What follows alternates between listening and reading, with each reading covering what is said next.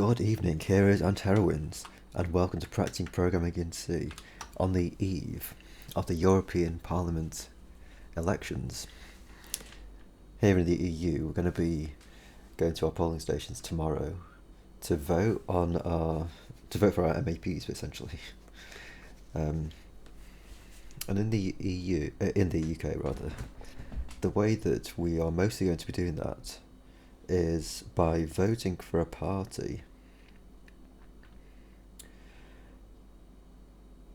per region, right? So we've got regions of the UK.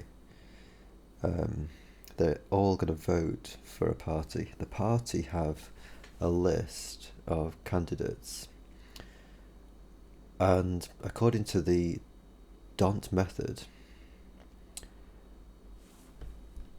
the available seats will be allocated according to the method to each party, to the candidates on the list of each party. And I just thought I'd do a bit of a special episode just to take a look at this method and just see if we can, I don't know, just test some assumptions that have been made about the whole thing, and just kind of get a feel for the sorts of stuff involved. So let's go for it. Let's not reboot. Don't know why reboot exactly was in there. So let's start a new file. And that's how you spell DONT. And let's just start off, I reckon, by, what should we say?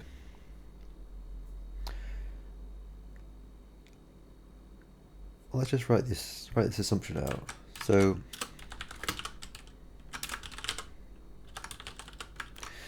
we don't need the node map.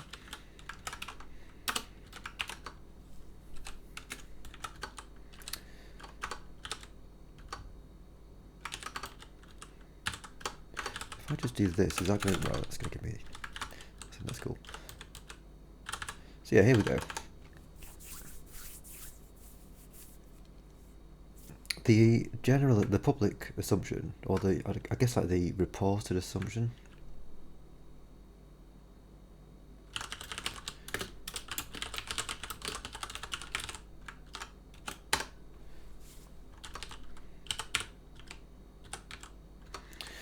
and there's more contextual stuff I need to actually introduce here, which is essentially in the UK, as some people may be aware, we had a referendum in 2016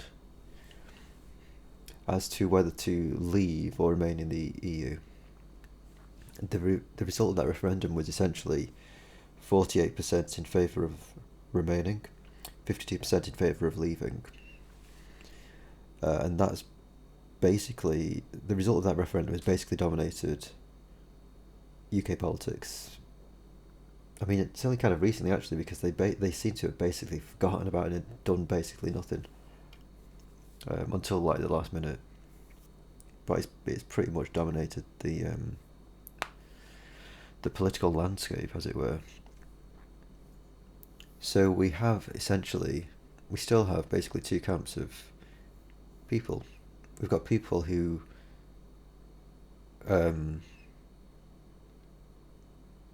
want to remain in the EU, and people who want to leave it. And those views are represented differently in the parties in the UK. The Tory party and the Labour Party, those are the two kind of traditionally largest parties. They're both sort of very vague on their position regarding how they want to proceed, basically.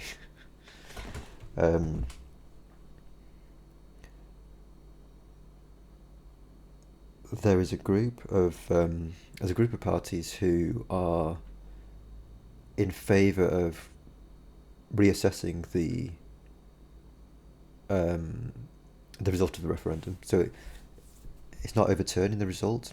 It's not throwing out the window and saying that the people who voted in that referendum, we don't care what you're saying.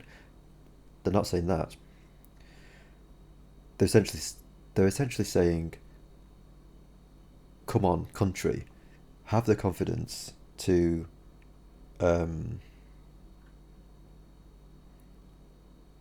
reassess your decisions, basically, or reassess our decisions, which is something that we do in programming all the time. We sort of make decisions, we implement stuff, and then we test it and we see whether stuff is broken and we go and fix it. We're not like hung up on our implementations, are we? At least we shouldn't be. I think a halfway productive programmer ain't going to be hung up on their solutions to problems. They're always going to be open to the idea that they had like implemented something insubstantially, and that we need to reassess how we did it. So yeah, this group is basically, you could say, is more in favour of Remain, and it's made up of a number of parties. There's another party which recently kind of came into existence at a similar time as one of the Remain favouring parties, actually. This other party strongly favours leaving. And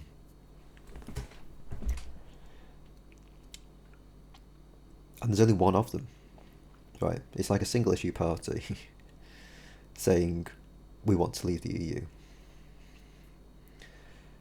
So we've got this group on the one hand. We've got the group who is favouring Remain, and we've got this group, this one single party favouring leave. And the generally reported assumption in the UK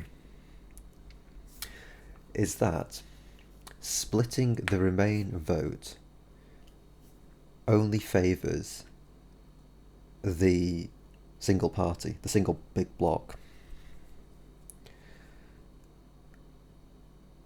And that's the assumption that I'd like to test. I think I kind of have already tested it and figured out that it's not actually that simple. But I'd like to just kind of program this stuff, feed it into the DONT method, and see what it produces, and just show what it produces. And then go into sort of looking at my own assumption. So we'll do the general report assumption, and then we'll do my assumption. So the general reported assumption is that splitting the vote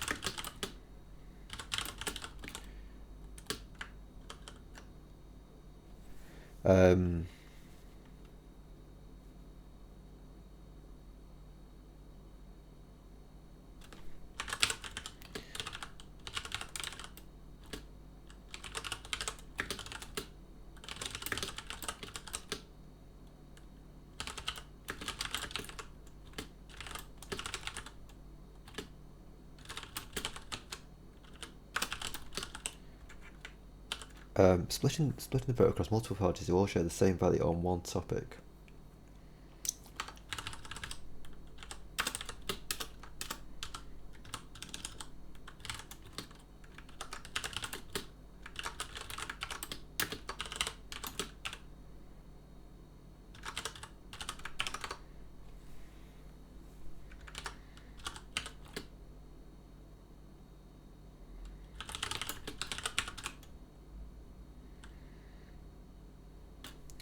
Only favours the single party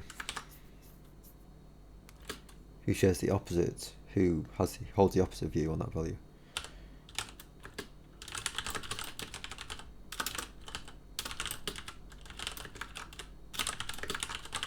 Okay. Does that sound right? Splitting the vote across multiple parties who all share the same value Remain on one topic, Brexit. Only favours a single party who holds the opposite view. So that's the generally reported assumption. Splitting the vote is bad. My assumption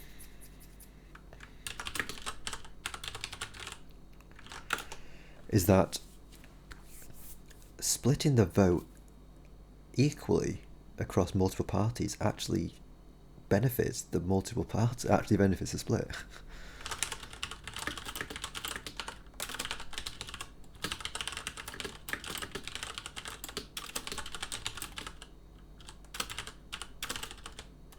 The split.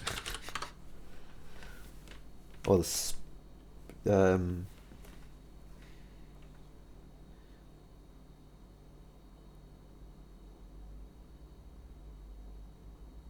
yeah, splitting the vote equally for all the parties.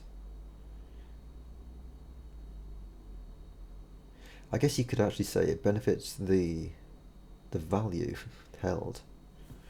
I suppose is the way you can put it.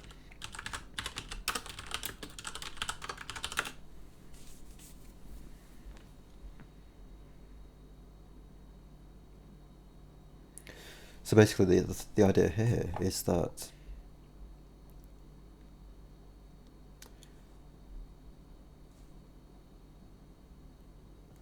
taking two groups, or rather taking two single parties, and having them have an equal share. I guess I'd also... yeah, let's just put the method for working this out, actually. Well, I don't want to just confuse it with the Dont method.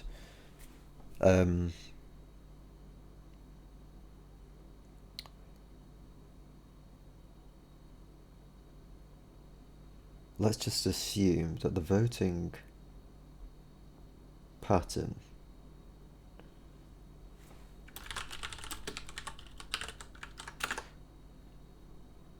we're just going to say, right, that it's equally split between those who want to remain and those who want to leave.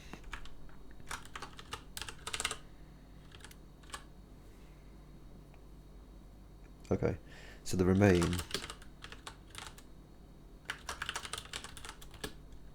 versus leave split, or I guess divide, is exactly equal.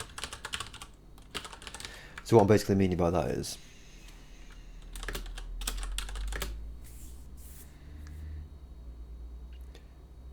the sum of all the sum of the votes in favour of all the parties in the group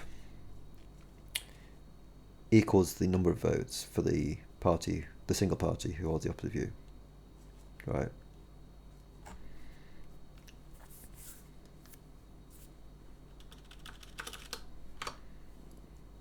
Right, so we're taking that as our starting point.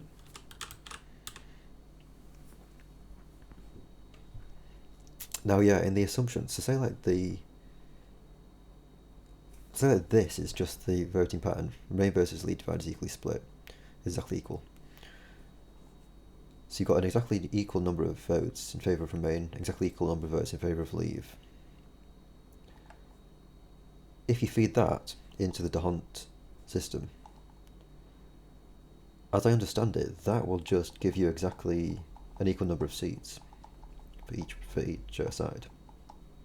Like, I don't think that could give you anything other than an equal number of seats for each side, assuming that it's an equal number of seats up for grabs versus an odd number. Now, my assumption is that if you're just simply splitting this remain vote, right, so it's the same number, but simply splitting it, but equally, actually will give more seats to the remain side, right?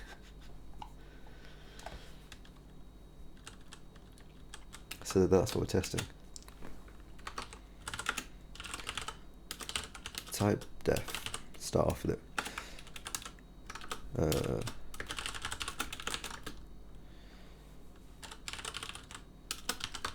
So a party is going to have, let's also get ourselves some stuff.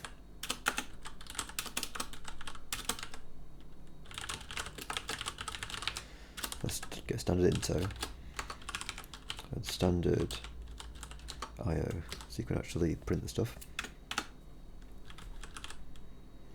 So a party is going to have a number of votes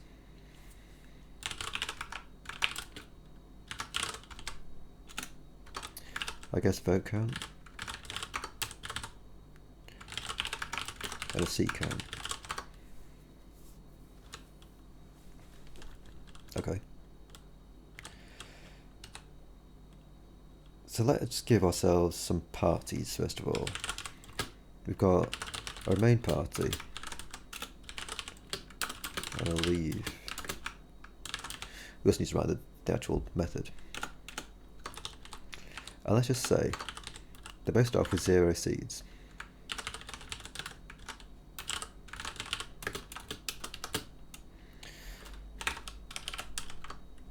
Right, let's just say they start off with that number of votes.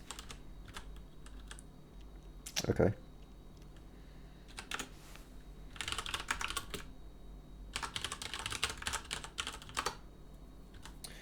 I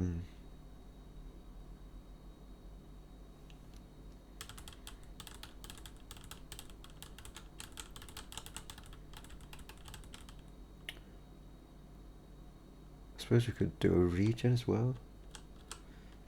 Let's just start off with this. Let's just say the available seats is 12. Right. So we've got one region. We've got 12 available seats in this region.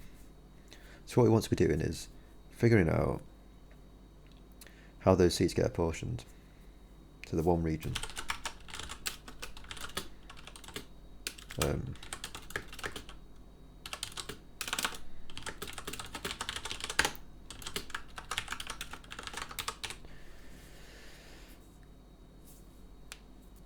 Yeah, how do you actually figure out which one you pick? You know, if they're exactly equal. I'm not exactly sure how they do that. But let's just assume that it's just the first one. Like the first one on the list, unfortunately.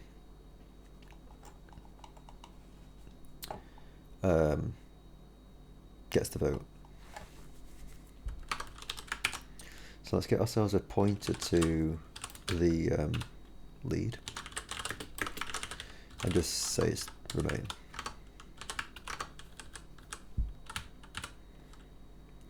And also let's say, what do we need? We need the number of parties, don't we? Yeah, so for the number of available seats we need to say for the number of parties as well.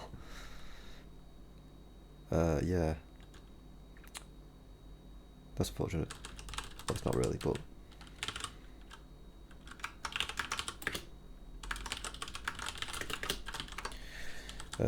we might be able to sort of systematise that a bit more as we go along. Actually, let's say j is equal to 1.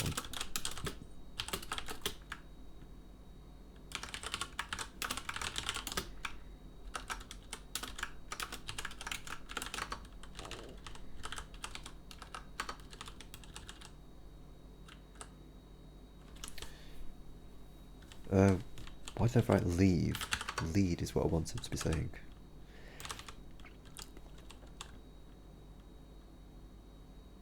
So we're effectively saying... Oh, actually, yeah, I do need to actually array that up, don't I?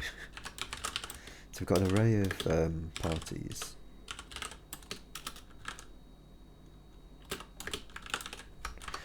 Because if I don't do that, then I can't actually loop through them.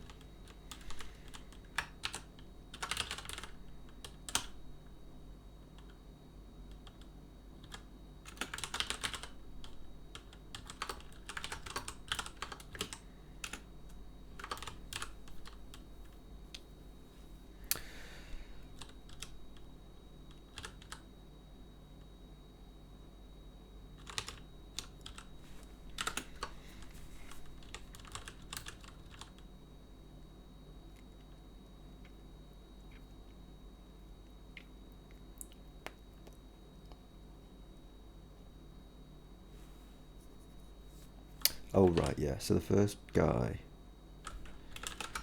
Oh, I see. I got it, yeah. It's the...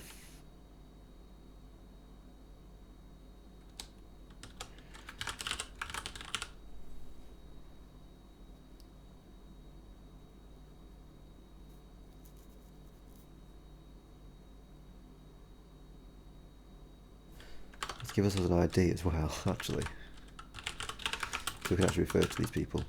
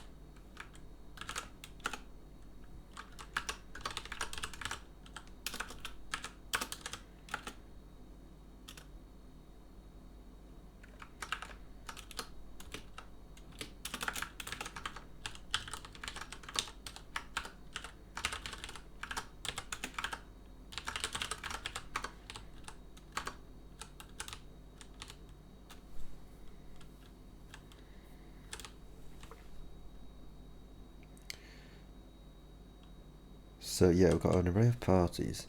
This is the first party is going to be ID is equal to the ID remain. The vote count is going to be equal to 1200, wasn't it? And the what was it? The thing seat count equal to 0. Yeah, so we want to be able to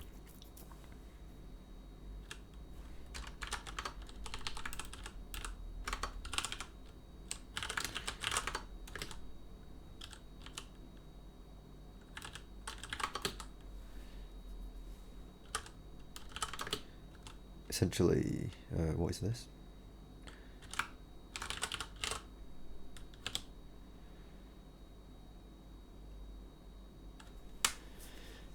Yeah, that's a good point. So it's that, and then it's the ID remain, I guess.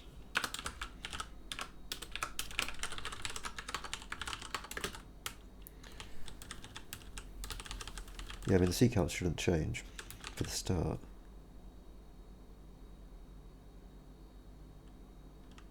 Now when we initialize those, now that I think about it, when you initialize them, don't they just automatically get initialized to 0? Am I wrong about that? I guess let's start by just seeing.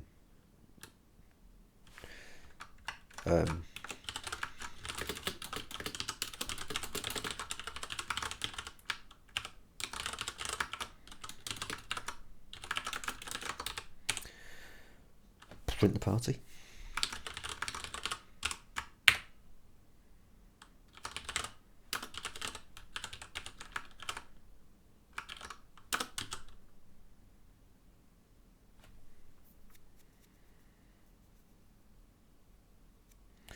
I guess that sounds kind of okay.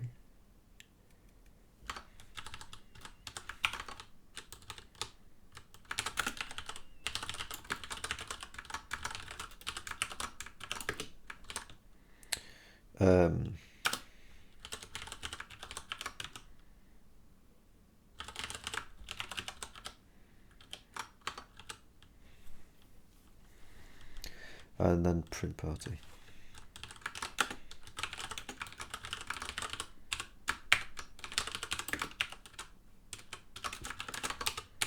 And this is just going to be a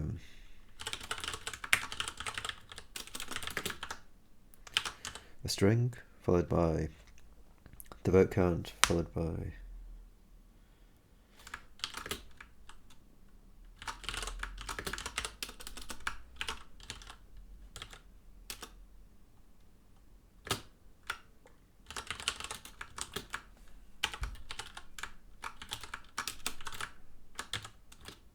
I think that should be alright.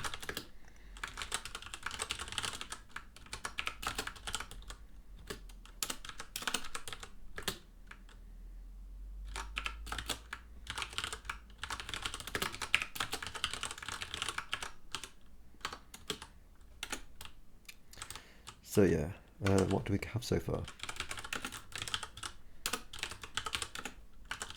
Cool, so yeah, they are dingies.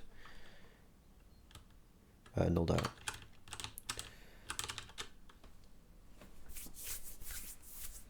So what we want to be doing here is saying the lead party is going to be the first guy on the list. For the parties, if the lead, well, actually need to do the method. And what is this going to actually return? It's probably going to return a float actually.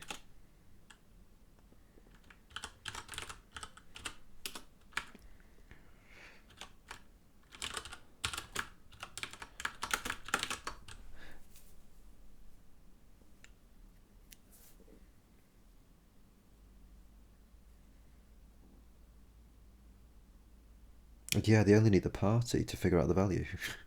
Kind of interestingly, because it's all relative to the actual party's vote share.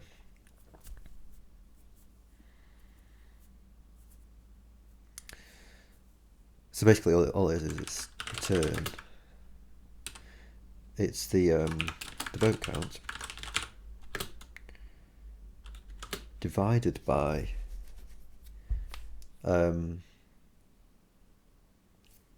Well, it's actually it's the vote count times by 1 over 1 plus the seat count. Is that right?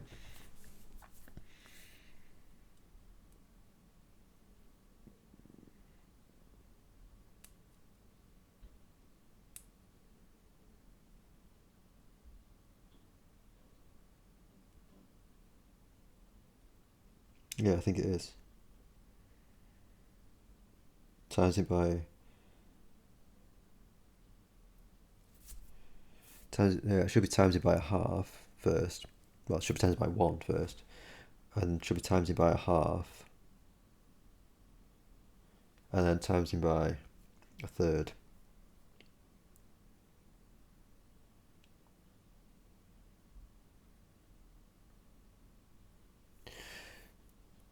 Now think about it. It's just a divide, isn't it? Times it by a third is simply divided by 3. So it's just the vote count divided by, obviously the times by 1 doesn't matter. It's simply that. You just divide it by 1 plus the seat count. Right. And this will never be able to divide by 0 because you are starting off with 1.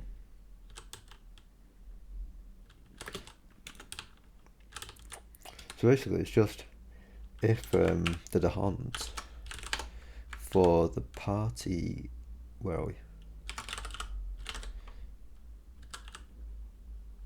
J. No, can you pass it like that? Probably not. It's greater than the dons of the lead. Then the lead can be equal to the parties of J. Effectively. Right, and then having done all of that, you just increment the leads count. Seat count.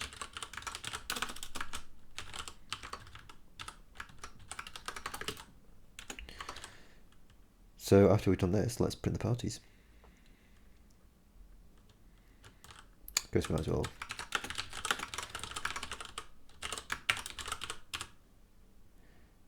Parties array.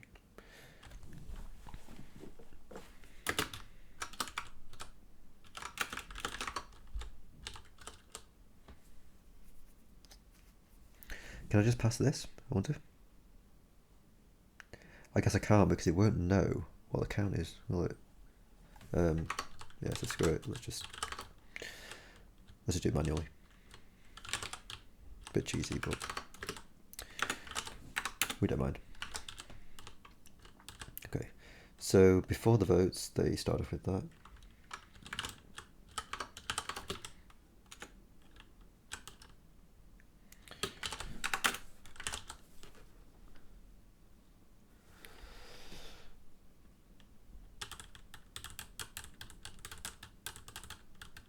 So they got 6 votes each. So 6 seats rather.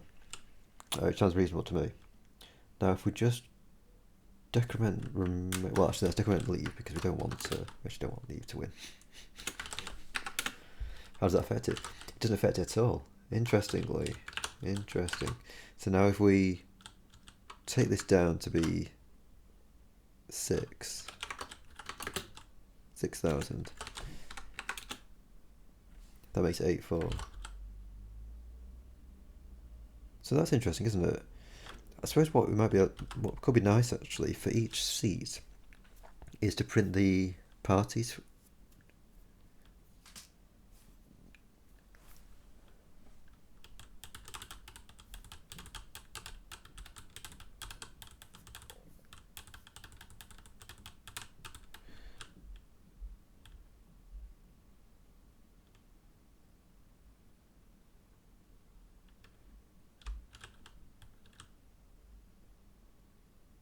Yeah, I mean, it could be called like a print party, factoring in the actual seats.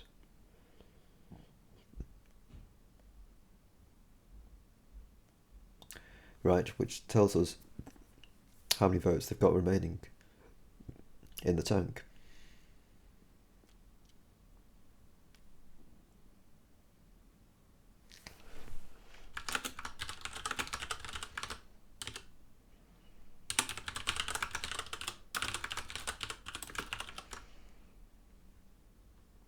I mean, it's going to be the same, isn't it, actually? The only difference is going to be... Well, I suppose it's a float, isn't it?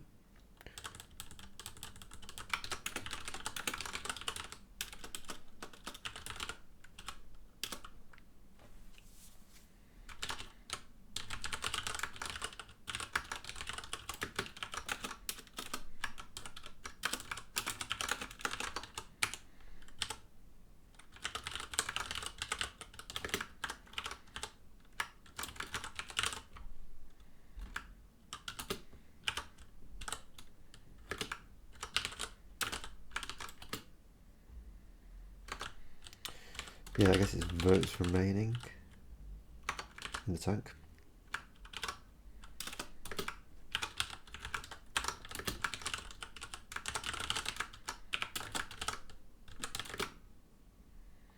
This is going to be the DONT, the actual party. And then it's going to be the secant.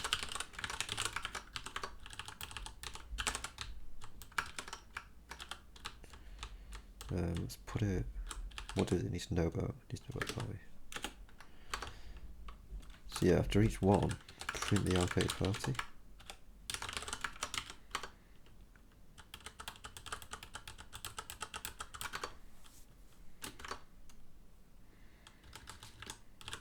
Yeah, and also I guess after round one, print the round.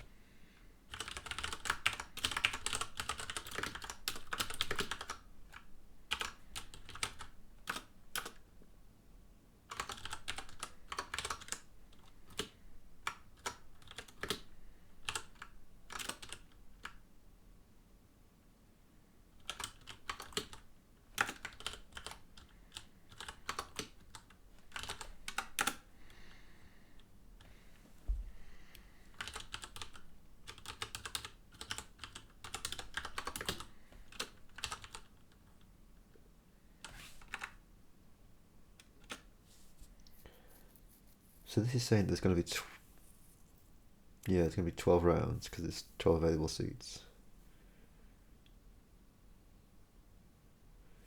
So after round one, Remain gets a vote. Yeah, I suppose also let's just say what they started off with.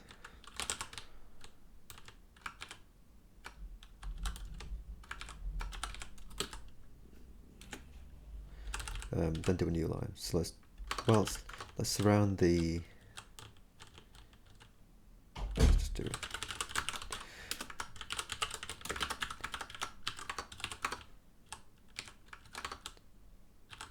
Surround these bookended prints with the actual stuff.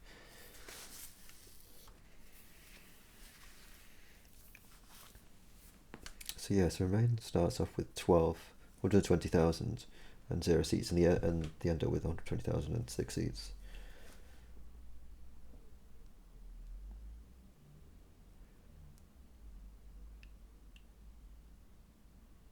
So after round one, Remain gets a seat, and they have 60,000 things remaining.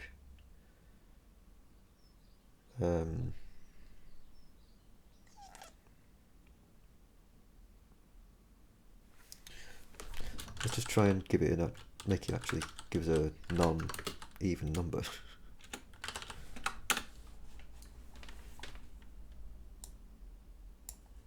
So we divided this by 2 to get... Is that right? Oh, yeah, I guess it's rounding up, isn't it? Well, yeah, but that's what I mean, though. Shouldn't that be 59999.5?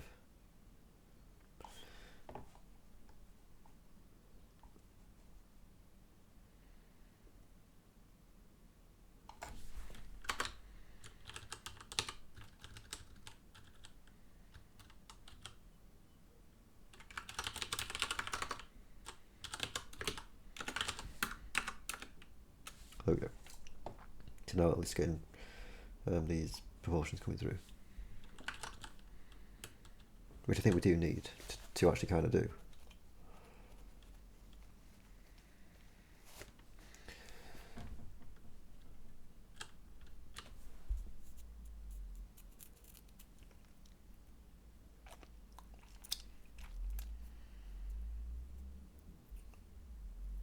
So they're saying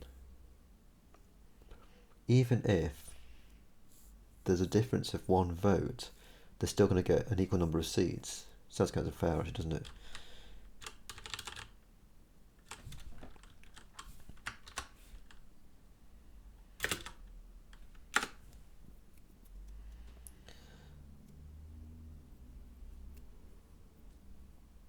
So now, should we say we're going to have one leave party.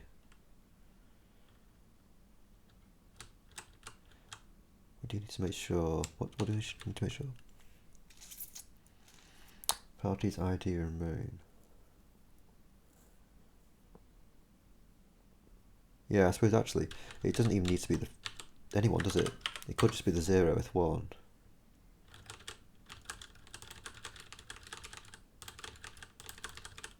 Yeah, and in fact, if it is the 0th one, doesn't that just mean you can just do this?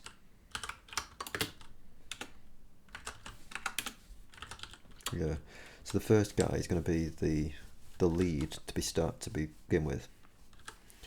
This party count is only going to go over this array. And then finally for the array count, you put in the parties. Okay, so I think that's fine. Basically, what I was trying to get away from there was having to fuss about with the different party IDs. So I think that's working as we would expect, isn't it? So now let's try adding some more people.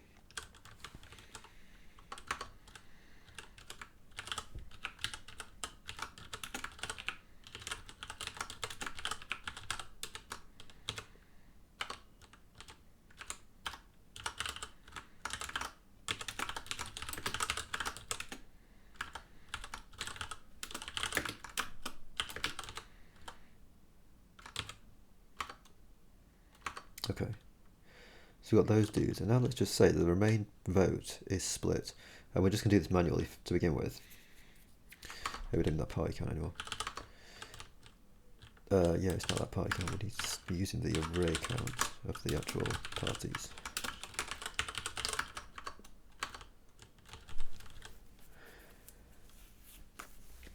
Let's say that we just manually split this between Green and Lib Dem.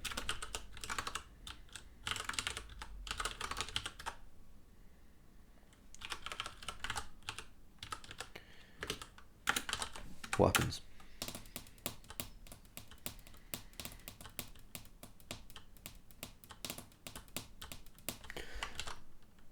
So change UK started off with 12,000 votes. That's not what I wanted to do at all. So array count of the parties, the ID leave. Yeah, I suppose that ain't gonna fly, is it?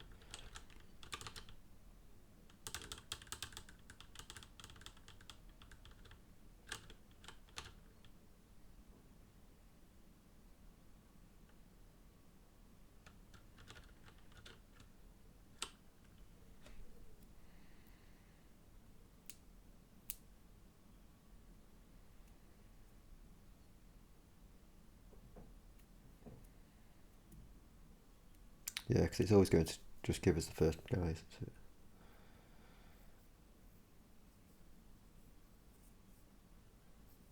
Well, hold on a second.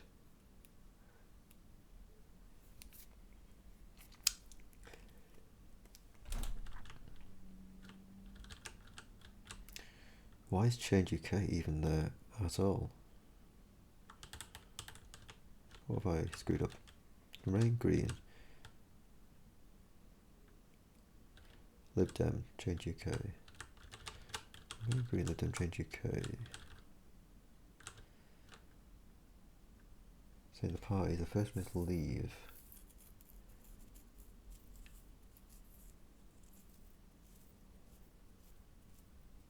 Also, you can kind of see actually that my assertion ain't right, is it? Although maybe for an even number of seats, it's gonna always be equal, I guess.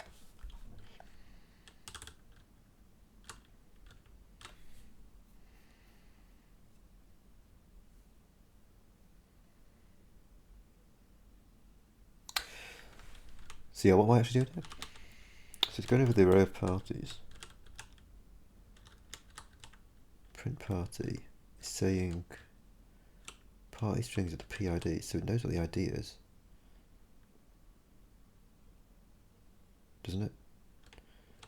Right, party strings are these dudes up here.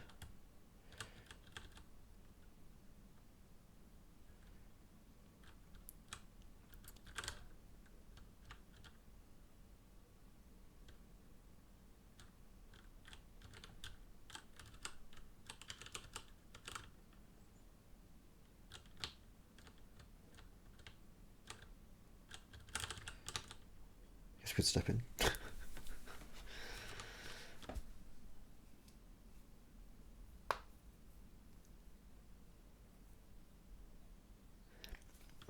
Basically, what should be happening, right?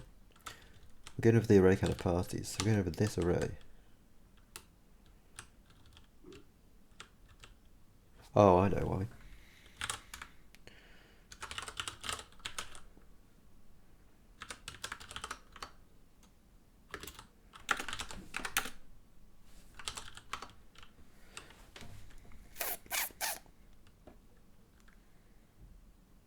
Well, no, because yeah, it's talking about the actual party, right? Yeah, so even passing the I. So basically, the first party that you see should be leave, right? But we've seen change UK.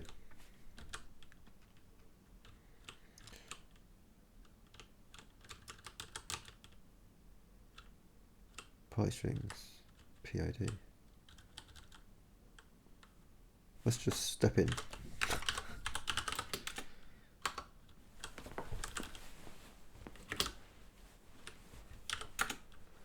I think we've got debug symbols on.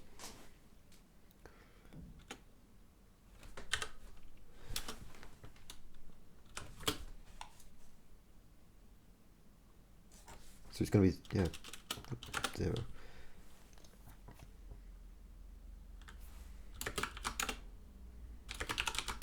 Oh, there's some colorization. And this is from the latest GDB. So they're saying that the first guy is leave. Yeah.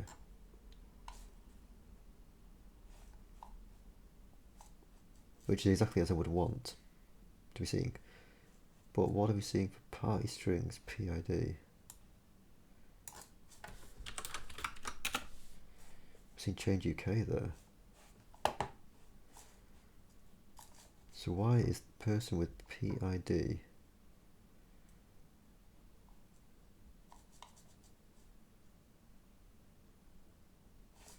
ID's leave? What am I missing? Oh right, leave is down here. Oh shit. Yes, that'll be why, won't it? We're getting there. Let's put leave first because we're going to probably be keeping those as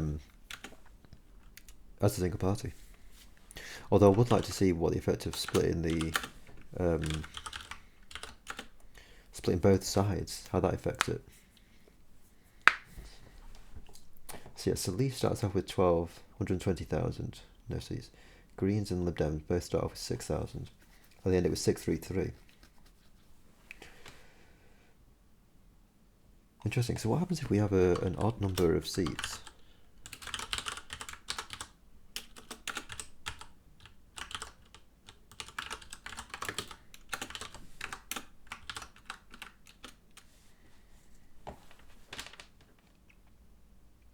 Interesting. So Leave still gets the most.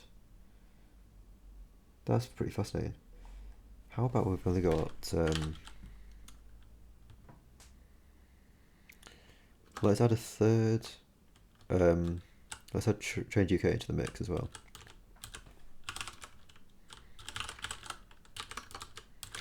Right, so we need to make these all add up to the same number.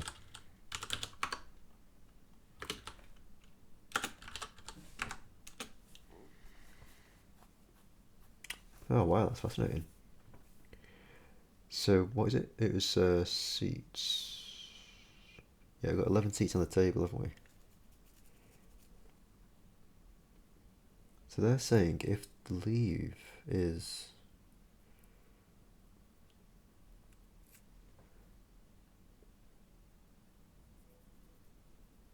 Might be constructive to look at that comparison as well, actually, mightn't it?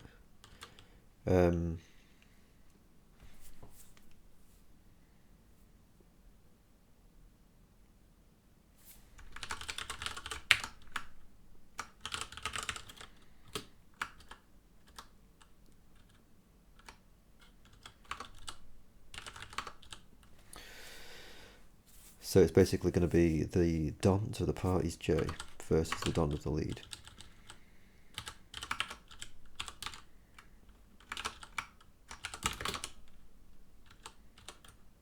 And also let's just say that the lead is the first.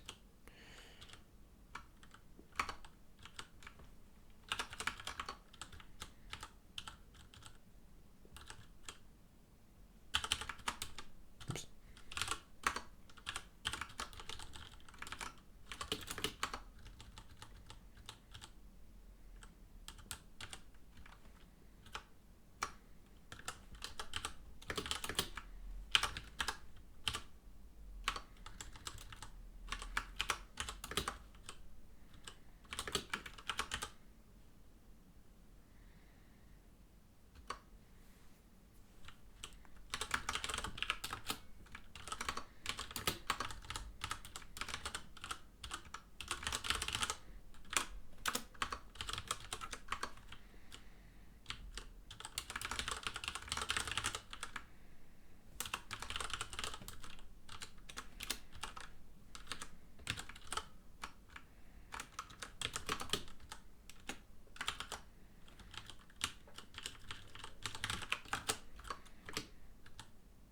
What is it not liking?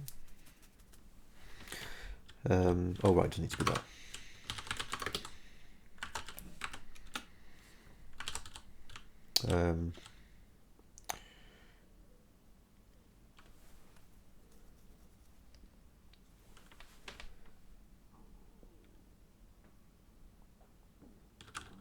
Who should we indent? Like for each seat, each round. Yeah, I mean, I guess we could sort of say...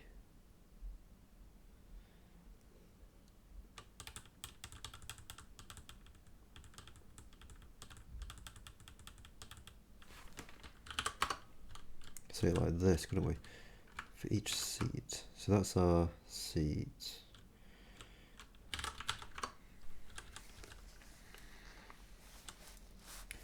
And then let's do the comparisons, and then at the end of the list, you just say the print arcade party. And I think let's also just tab it in a bit.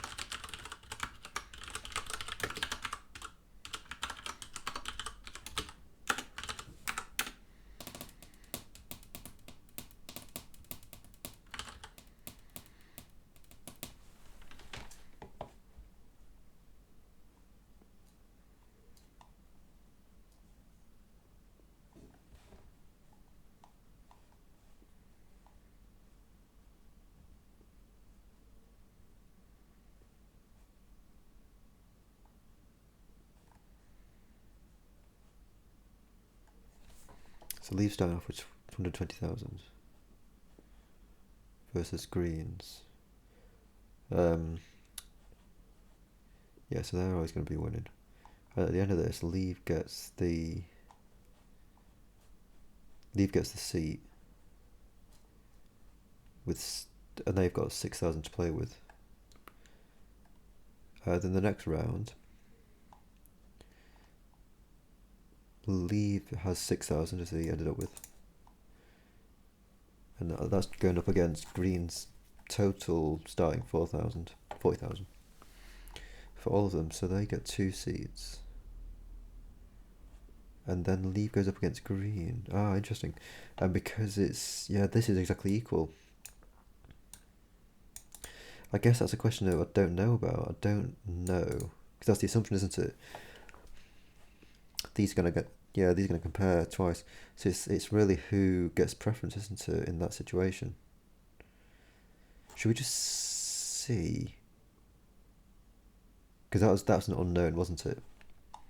I think if we were to just give one more vote to each of these dudes, would that be the way to do it?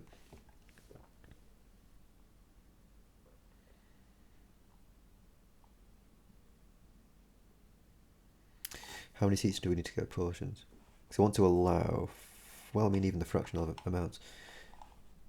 Yeah, I suppose if you just added one more vote to each of these, does that just change this from being 6 to 5, 6 versus 5, to being something else? So let's just give them one more seat each. Vote. So it was 6221, and that goes to 5222. So yeah, just one more vote changes that all around. But again, that's still talking in terms of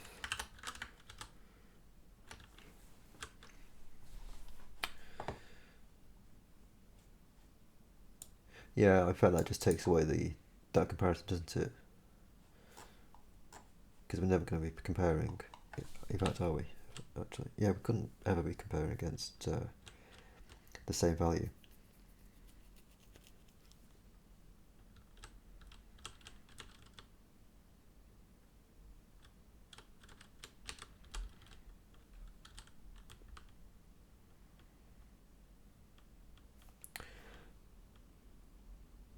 Should we just take a quick gander at what the actual rule is?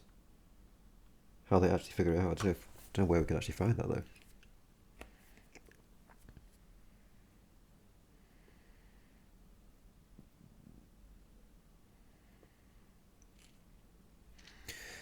I mean, the question is only going to be, if they're equal, who do you prefer? Do you prefer the people with fewer seats or the person with more seats?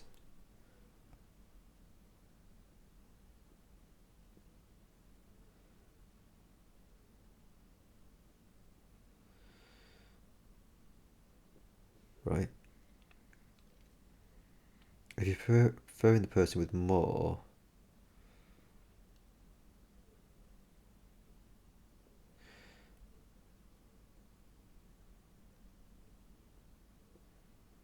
well, actually, it's just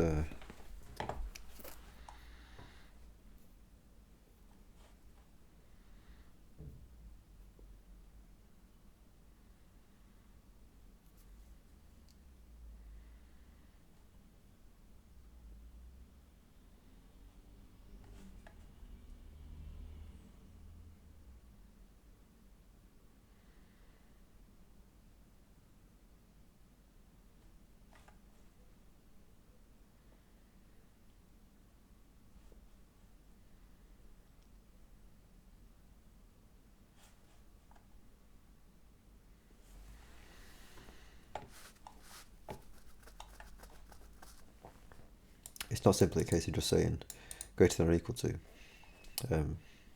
because the lead party isn't necessarily the one with the most seats, is it?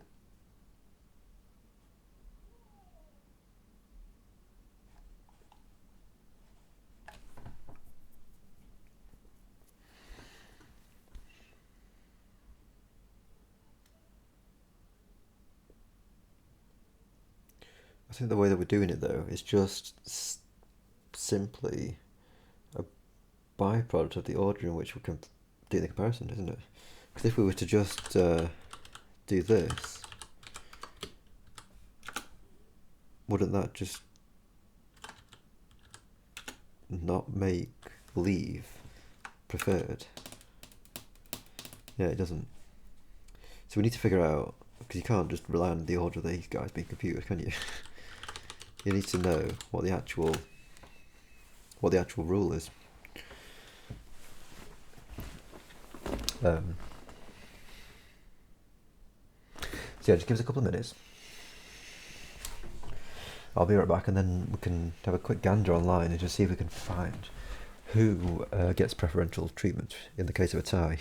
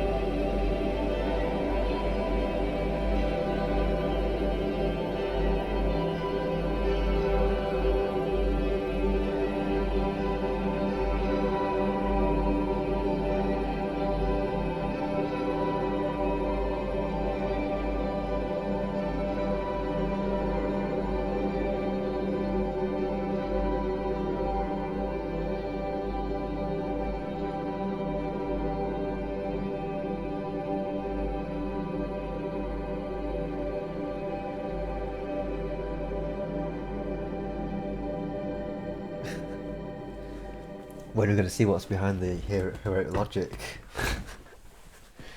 So you know what? That's busted, actually, isn't it? It doesn't actually look. It's not even doing the right thing, I don't think. Like, I don't think it's syntactically actually right. Let's just have a quick gander. Where's this going to be?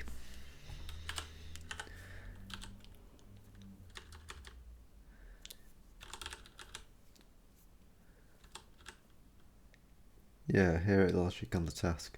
So basically, right, you got this int task. Supposedly, you're supposed to be performing heroic logic on that task, and then you switch on the task, right? This needs to be taking the task by address so that it can actually perform any heroic logic on it, right? Because otherwise, this is just uninitialized, and this switch is just not going to be able to do anything. Well, it's just going to probably just do a random time. And also yeah, random. It's mostly random time. And the programming used to be at 2300 GMT. It's now mostly like 8 PM, isn't it?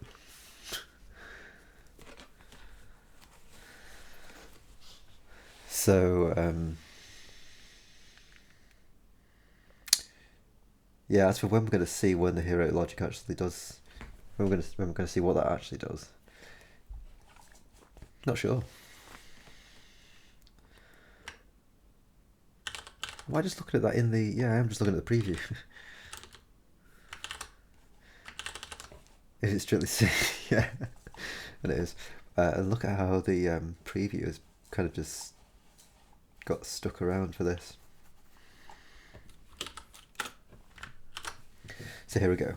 We're looking up the rule for computing. It's the don't. Can you void? Wait a minute. Ah, interesting.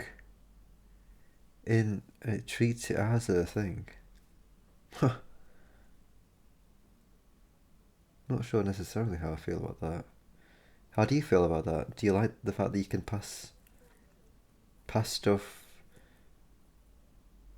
essentially implicitly allowing it to be modified? What's going on here? Is this as password box? So yeah, we're looking at DOMs. I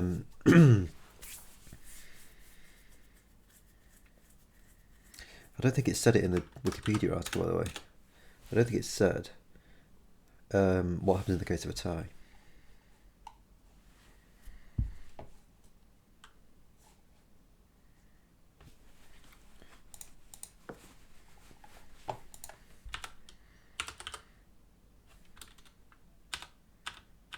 Party, yeah, of course, that's going to keep popping up. Questions.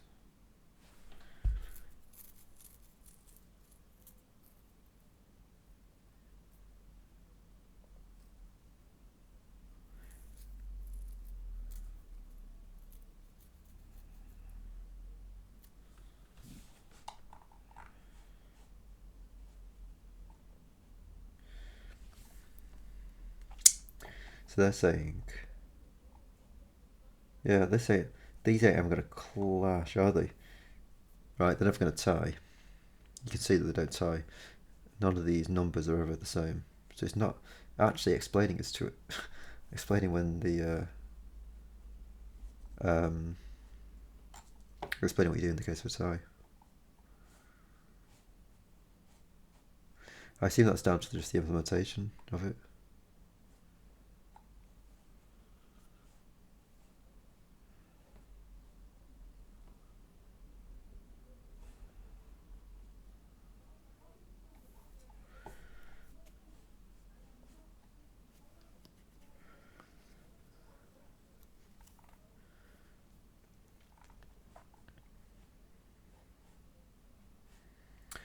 The method can cause a hidden threshold.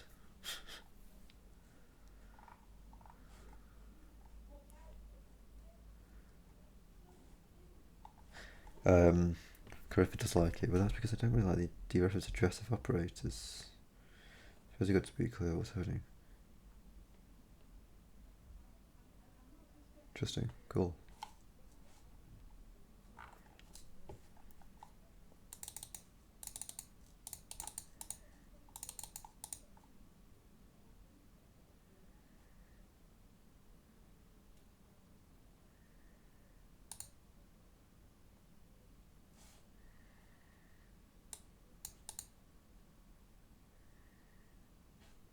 Yeah, I mean, I guess technically I do this a lot actually. I take this by address, um, take it by pointer and pass the address to it. It doesn't need to do that really because it doesn't need to be modified, and it's not an array. It's just literally a single party. I do that quite often.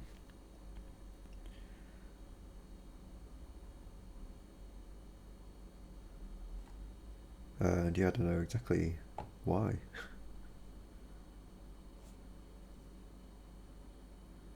Because it's not like I want the potential to change anything.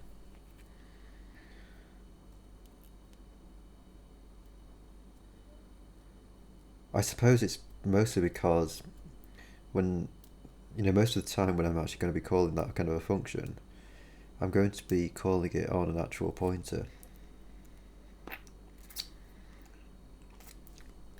So in this case here, I would print allocated party is printing on the lead, and the lead is itself pointed is a pointer into this array.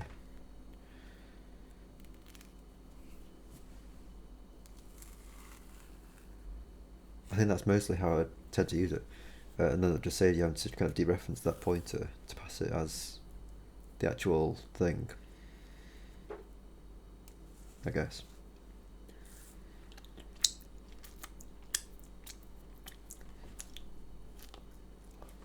So yeah, I don't think that's saying. Wrong window. Wow, how did I get here? Well, where am I? Hang on.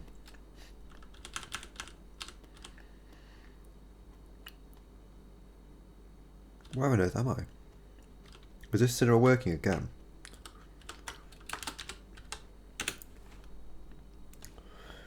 Cinema.c.latest. How on earth did I get there? Hang on.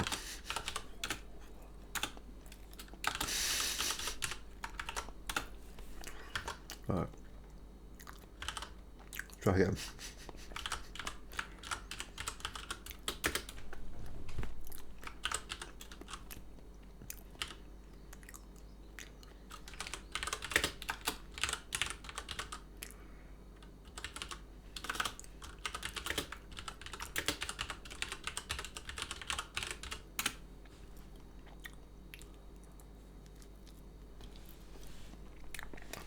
On a scale of 1 to 10, how much do I want distraction today?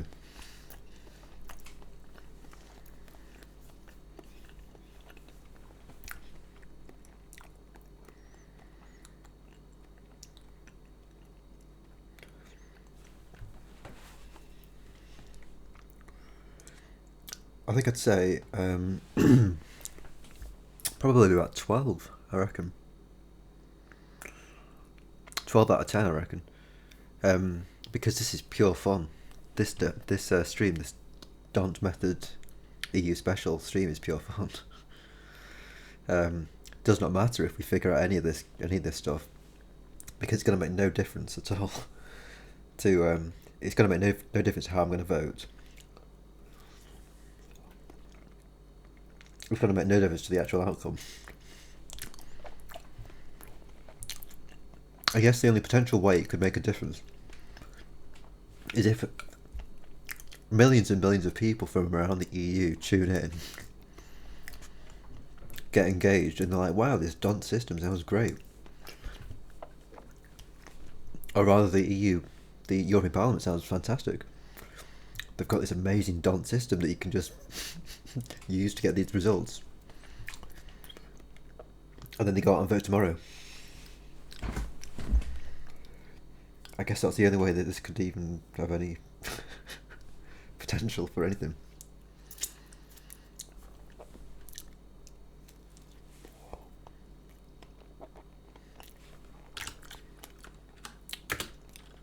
Tied vote.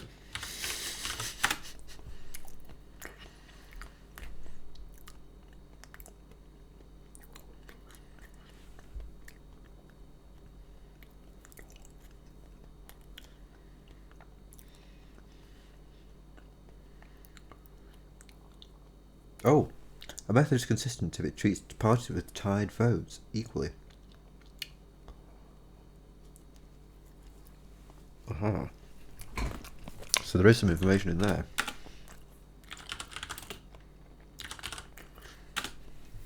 I missed that.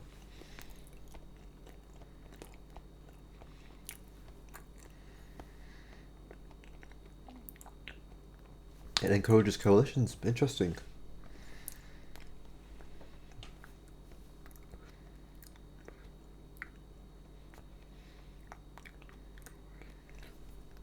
A method is treated consistent. It's consistent if it treats the parties which receive tied vote equally. By monotonicity, the number of seats provided to any state or party will not decrease if the house size increases.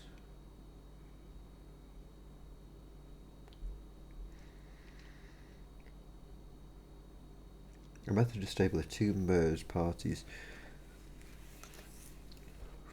would neither gain nor lose more than one seat.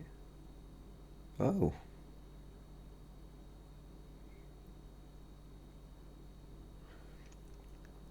By coalition encouragement of the Daunt method, any alliance cannot lose the seat. Now that's pretty fascinating.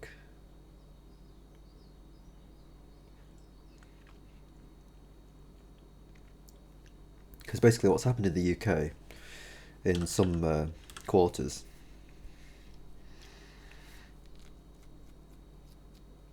is that people are reporting that splitting the vote across multiple parties, it's this assumption up here, splitting the vote across multiple parties who all share the same value, for example Remain, on one topic, Brexit, only favours the single party who holds the opposite view.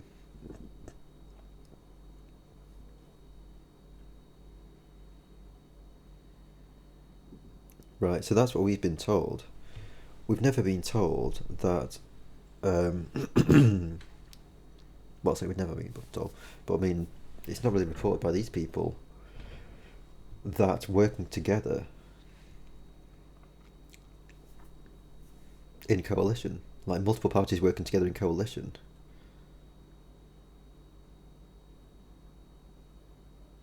actually is, I mean, it's what the dot method is for, is what they're saying, isn't it, really? The production of a quarter pound of ground beef produces 4 pounds of greenhouse gases.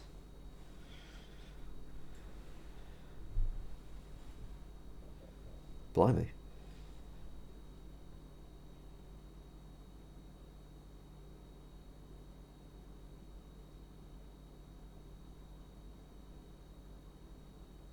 Gosh, it's not even like it's just equal.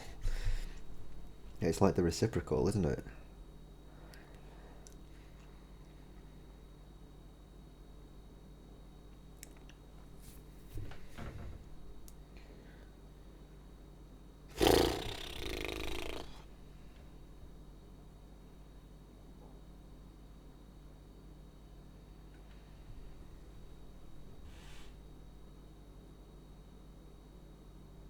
Yeah, blimey. That's amazing. Yeah, I mean, if you want to produce greenhouse gases, then produce ground beef. That's the takeaway for that, isn't it?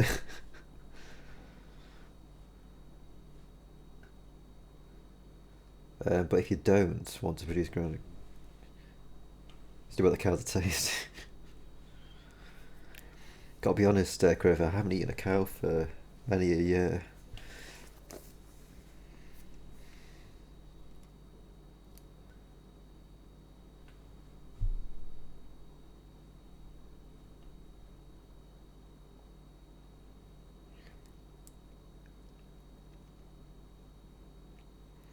So yeah, this is saying if tied vote. I mean, I'll tell you what. What they're actually saying there, a method is consistent if it treats parties which receive tied vote equally. What they're essentially saying is exactly my assumption, isn't it? Well, it's not exactly my assumption, but it's it's kind of the spirit of my assumption, which is that splitting the vote equally, essentially, if the vote splitting the vote equally between all parties that share the same value remain. Splitting that vote equally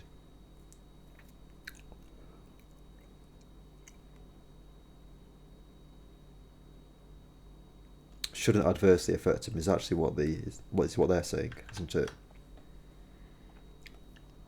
Right, if the method is consistent, then it won't treat them adversely.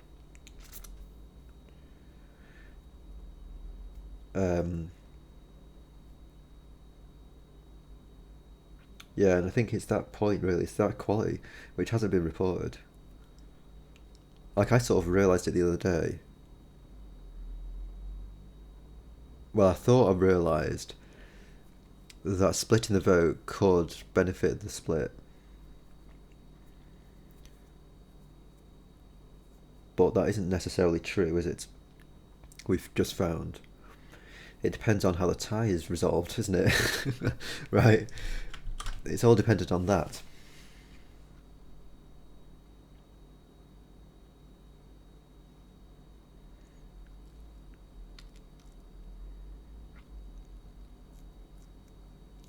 What did I say the other day? Because I tweeted to somebody. It was to one of our candidates. It was the Lib Dem candidate for the northwest of England. Chris Davis, his name is, I think. I tweeted to him. Well, he tweeted out saying that splitting the vote could lead to splitting the vote between Greens, Lib Dem, and Change UK could end up with Brexit Party getting 4 votes versus Leave favouring Brexit getting 4 votes versus the Remain favouring group getting 1 vote in total. And I was like, are you sure it's 4? And then I kind of did some quick maths to kind of basically split 5 votes. So if we have the available seats, I effectively did this, although I ended up with a different result. What was I saying? I was talking about them being equal, but I think I was saying, like, because part of his point was also that the group of 3, the polled votes for the group of 3 is about equal to the polled votes for the single party.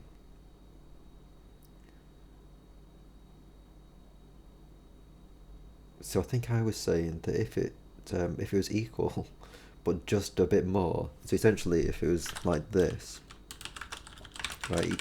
If each of these guys had just one more vote, then that would yield a 3-2 split in favour of the Remain group. Well, that's exactly what we get.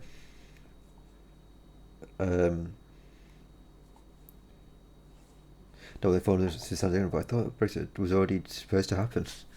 Just not sure how to implement it. If that's the case, then what would the Brexit Party want to do that they hadn't already done? Sure, so it is already supposed to happen. That's exactly right. So we took the referendum in 2016, and the result was 48 in favour of Remain, 52 in favour of leaving.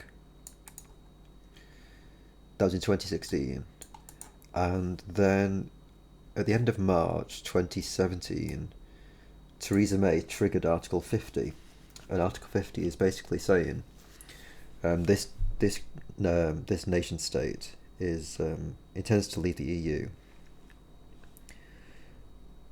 And from this date that you trigger the article, you have 2 years to negotiate a withdrawal process. So that happened. Article 50 was triggered.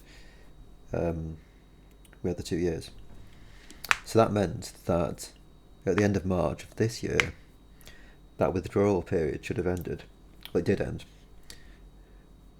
And we were due to leave. we were kind of, supposed to leave. That was basically it. But part of Article 50, as I understand it, includes the provision for extending it. I suppose if a negotiation hasn't been settled, maybe there's other reasons, but the reason that we had to extend it was because we hadn't agreed the actual terms. I mean, Theresa May's team and I believe it's Claude Juncker. I think, is it Claude Juncker or is it Michel Barnier? Yeah, it's one of those guys. The lead negotiator for the EU. They had negotiated their stuff and they'd agreed on a withdrawal agreement. But the problem has been Parliament, and the UK's Parliament, just hasn't been up for it. They just haven't fancied the deal, right? So basically it's been like Theresa May and her little team. She's had like 3 different Brexit secretaries in 2 years, in the 2 years that negotiating period was happening. While the EU's had the one lead negotiator the whole time. It's just been Theresa May and her little group trying to do these negotiations, never consulting with Parliament, and now that they actually have to ratify the agreement, now the Parliament actually has to agree on the deal, they're like, fuck that, this deal's shit. We're not up for it.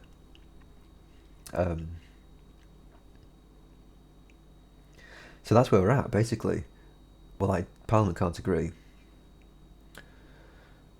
And a bunch of deadlines have passed. So you had the end of the withdrawal agreement, the end of the negotiating period at the end of March. That deadline passed. The EU then gave us another date. I think it was the 12th of April.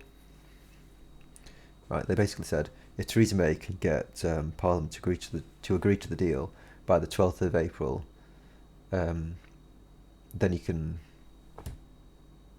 go, right? Then that's it. That's the deal settled, and then we start the actual withdrawal.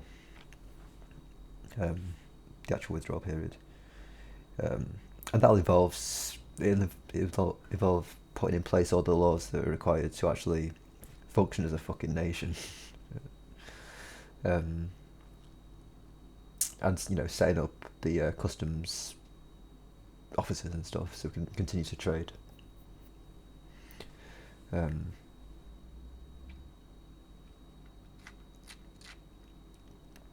that date passed as well, right? 11th of April has also passed. So then it was time for another extension, and we're now in a position where they basically have UK's Parliament have until I think it's the 29th of October. It's like it's Halloween. They have until Halloween to figure out what to do.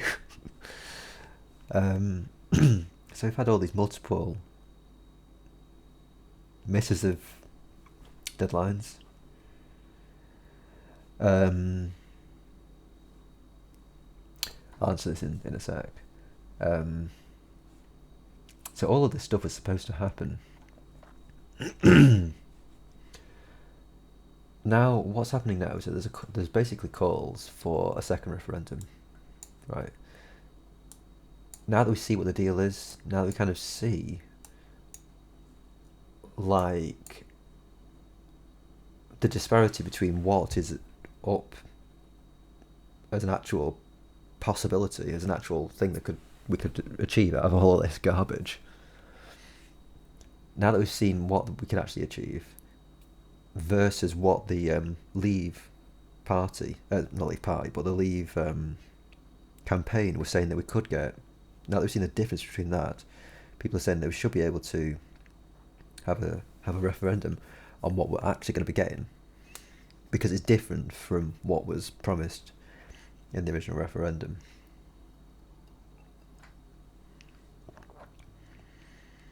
So there's 3 parties there's actually 5 parties that are really calling for it.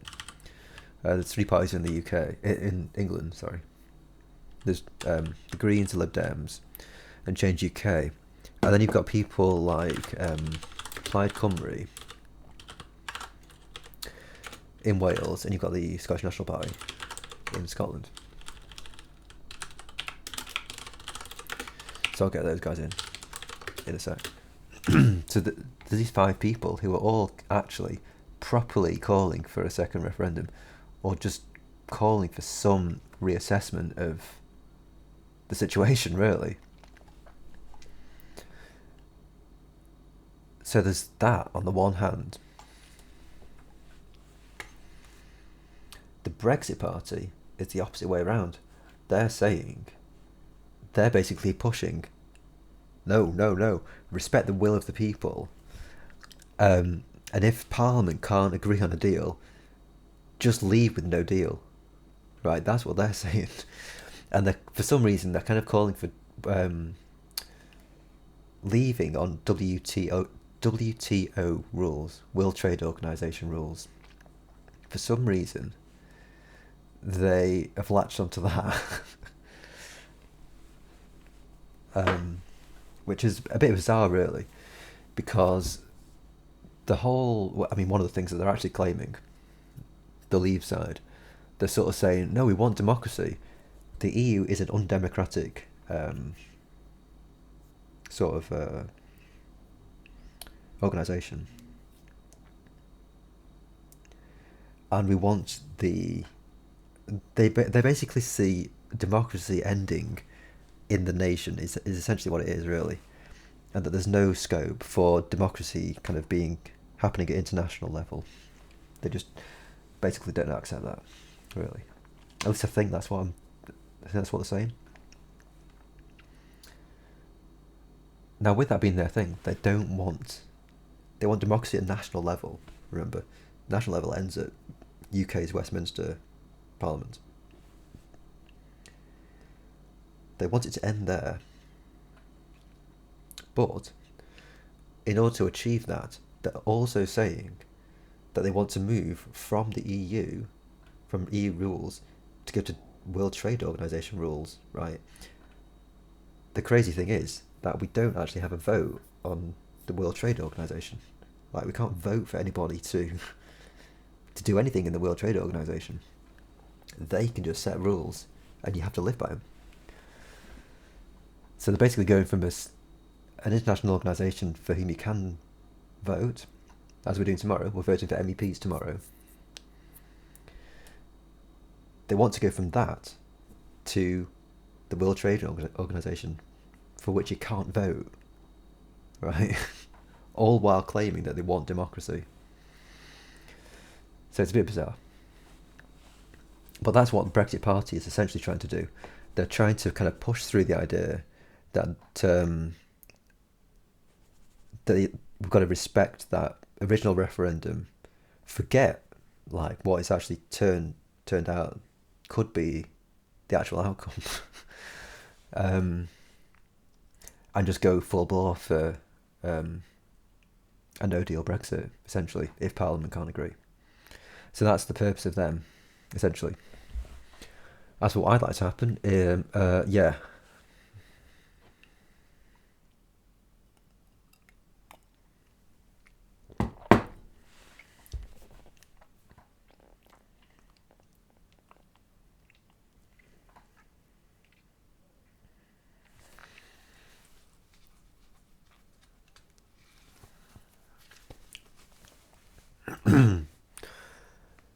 I'd like to remain in the EU, for a start.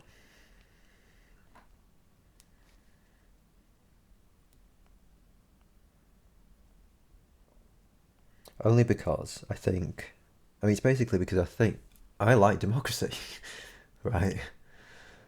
I like democracy, and I also like coordination. And as far as I can see, there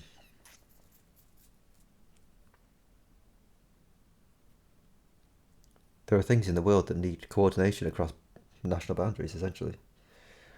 A couple of things are just like environmental policy. I think that could be better figured out at international level, and also health policy. So, like viruses, for example, if we can coordinate to try and eradicate stuff like smallpox, tuberculosis, if we can coordinate to do that kind of stuff, I think we'd have a better shot at actually accomplishing that than if it was all done at national level, essentially. I don't know if the World Health Organization is supposed to be doing that. Maybe they are. But I don't think we have a vote in the World Health Organization, right? So I'd be up for the EU being responsible for that sort of stuff. And then maybe like other international organisations around the world, just all kind of coordinating to kind of tackle these problems. So that's my personal opinion on democracy in general. As for what we should do, I mean,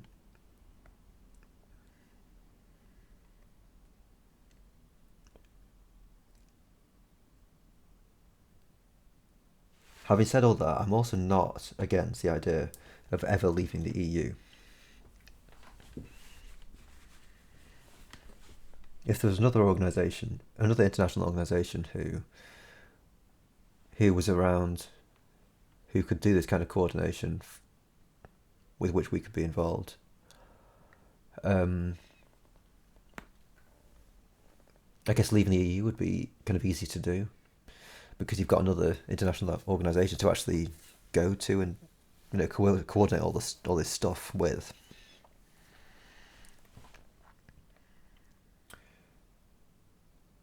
Yeah, I mean, I don't know.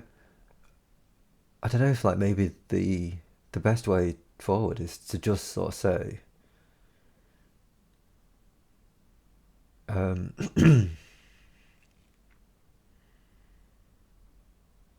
so you've also got to bear in mind like the UK's relationship with the EU. Leaving the EU, I think, is bound to damage our relationship with the EU. So should a future time come when we actually realise, well, yeah, we actually want to be involved in an international organisation with which we can coordinate policy making. If that time comes, I want to reapply to the EU. It's going to be doubtful that we're going to get the terms that we currently have. Because there's been that damage of relationships.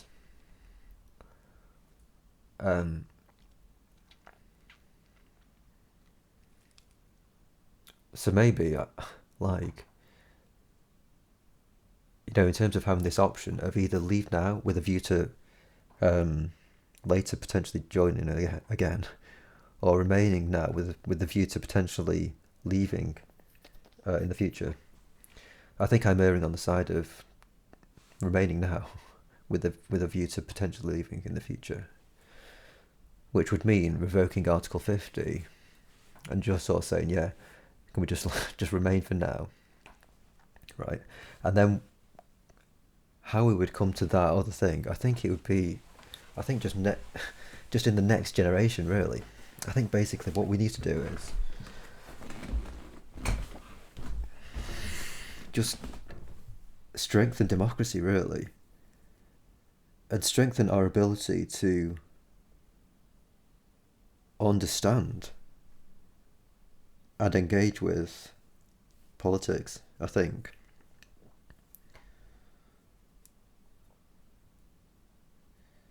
So like all through, so we've got a generation here who have been kind of living through these kind of questions. We're gonna have kids and bring them up. So the kids are gonna kind of be, hopefully, I would suggest, there should be a push to have the kids like educated in this kind of stuff, and then through school, just learn about policy making, learn about making stuff, learn about figuring stuff out, learn who has responsibility for different things, right? Learn about different levels of responsibility. You've got your personal responsibility, you've got the household responsibility, you've got the responsibility of the local council, you got the responsibility of boroughs, responsibility of counties, nations, international organisations, even the entire planet, right? Just understanding these different levels of responsibility, because that's something that we just never actually, well, I never learned, but I never got taught it at school.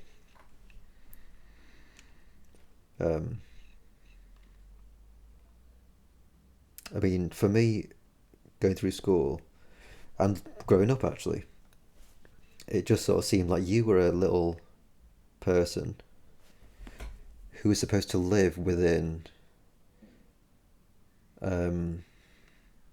frameworks that were set out for you, really, and that you yourself, your responsibility was to just live within that framework. You weren't responsible for actually figuring out the framework itself, or for figuring out um, yeah, for even being one of the people who has done the figuring out and is like doing the thing of keeping people in the framework, kind of.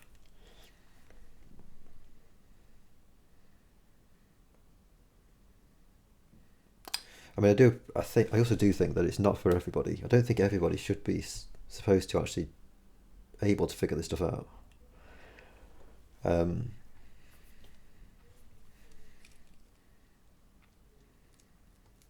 I do think that policy making is a different.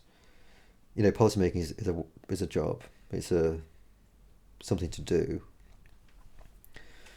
It's an activity, and we don't all do all the things, do we? Really. So I'm not necessarily talking about actually learning how to actually do it. What I'm talking about is just learning the concept of levels of responsibility. Um, and hopefully through that whole period of like, schools teaching that stuff, parents teaching the kids that, kids figuring out, and also just engaging with the people who do as well. Getting a bit more sharper expressions of democracy, sharper in the sense of just more kind of fine grained, really. Because currently we have quite blunt democracy, I reckon. Because the only expressions of democracy we really get is casting votes every like 4 years or so. We can sort of go to meet our MPs in surgeries, like they hold surgeries where we can go and sort of air our grievances, I guess.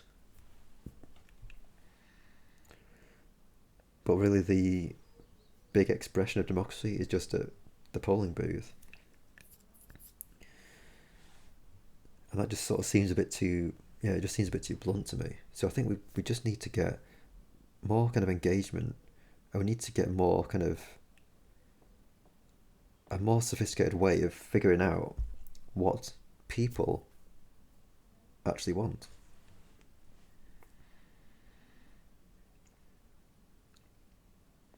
The whole surgery, yeah, that's what they call it. Yeah, it's basically just it's not an actual like chopping people open surgery. It's it's just a name for it. Um, I've never actually been myself, but as I understand it, all that happens is that your MP, your member of parliament, is just sitting there in their well they call it surgery, sitting there in the surgery. I guess it's like going to your GP actually, and you just talk to them. You just get to tell them what's up with you, ask them what's going on.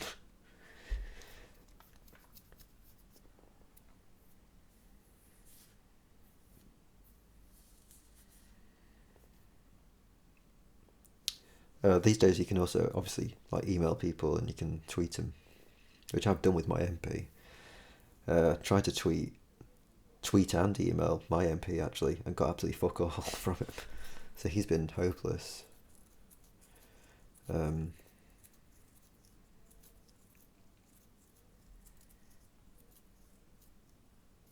So the only communication I've really had that's had anything to do with him,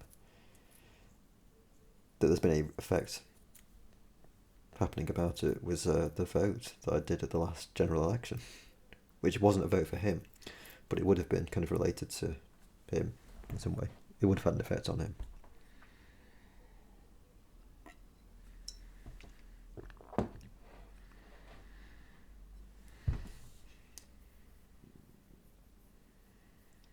Also, I'm not exactly sure. I think I said this the other day, in response to somebody talking about how Brexit hasn't been communicated very well to us. I'm not sure that it should be the responsibility of the politicians themselves. You know, the people who are figuring out the policies. Which, I mean, even that idea there, I think that's completely lost. Because the idea that you get in the media is just that politicians just impose laws and that's it. Which is kind of one way of putting it. The other way of putting it is that they're there figuring out policies to coordinate the running of the nation, really. Yeah, I'm not sure if MPs themselves should be responsible for telling us what they're actually up to. Or indeed anyone. Anyone who does stuff. I'm not sure that the people who do the stuff should be the ones who are responsible for telling us about it. Because I kind of feel like the people who do the stuff are not reliable. Right? They're bound to just overplay their own achievements. And I sort of feel like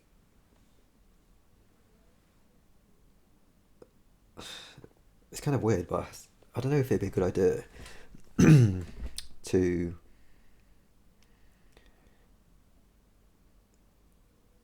I don't know, just have like publicly funded reporters, right? And reporters basically somehow get assigned to workers, and all they do is just report what the workers do, right? So they're not like the marketing department of the workers. They're actually I guess they're kind of the informants of the public, if you like.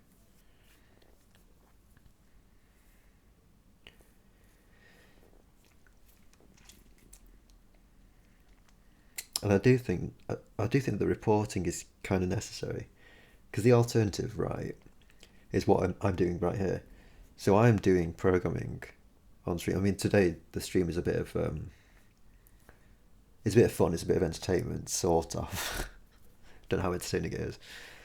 But when I'm working on Cinera, it's just like that's just regular old work, isn't it? It's just regular programming. An actual work is a long process. It's not like it's not packaged up in a neat little presentation. It's just real fucking work, and you just gotta do it. I don't think that's super consumable, if you know. Do I mean socialised journalism? Journalism has its own incentives. It does, doesn't it? Yeah, I mean, journalism. It wants to make us. It wants to make stories. Really, what they want to make, isn't it?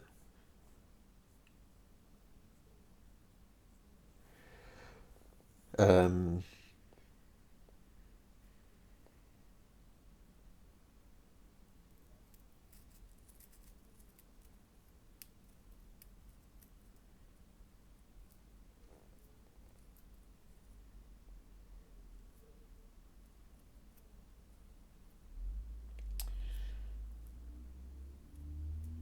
and they need to actually keep themselves existing, don't they?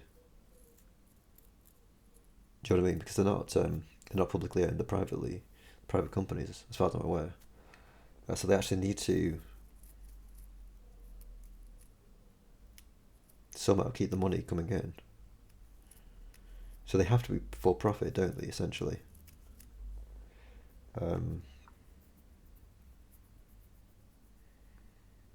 when that's the case, I mean, you just end up having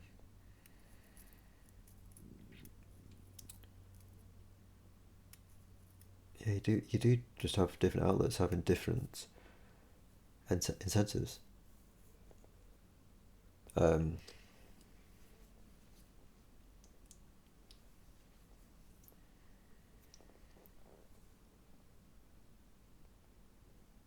and they're dependent. I mean, they're kind of susceptible to their benefactors, essentially, aren't they? You know, like if there's somebody who happens to have a bunch of money and they just want to buy a paper, I mean, buy the actual company, buy the actual paper, the publisher, the paper that publishes the paper. Like the paper are going to be pretty attracted to that thing, aren't they? Really,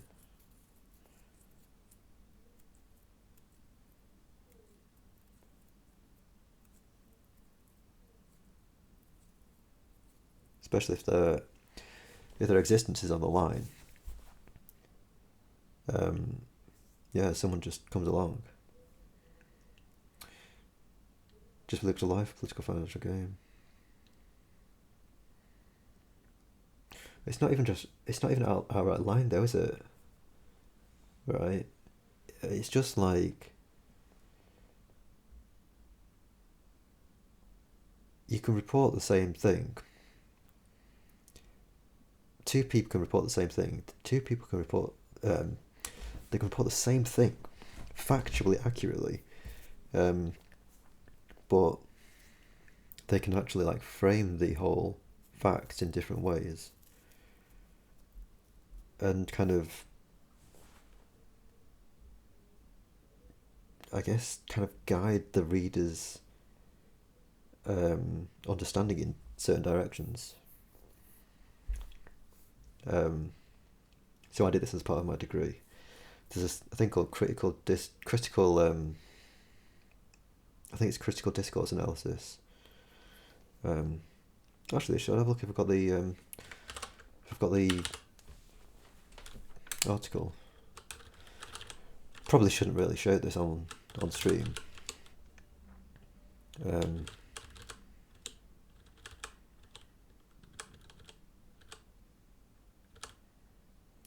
Critical linguistic analysis. Yeah, George Osborne. Yeah, so these two articles here.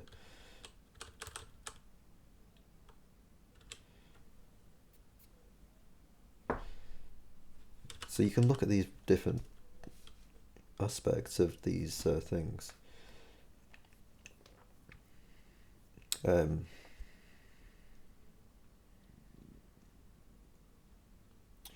I don't know if you can see that there, but the starting sentence: the values conveyed by the two articles are polar opposites of the ideological continuum. You should actually see what I scored for this because it could have been a garbage article.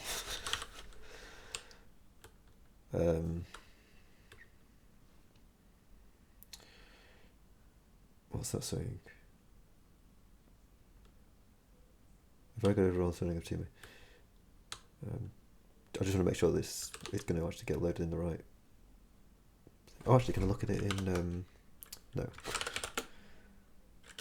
How do I do this? There we go.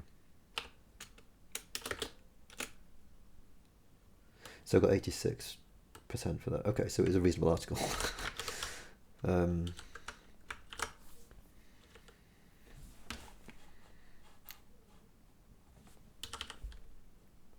So yeah, there's just these different things you can look at: agency and effectiveness, attitude.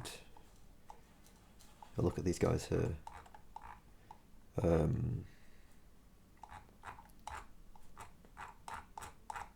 Oh, that's all I look at.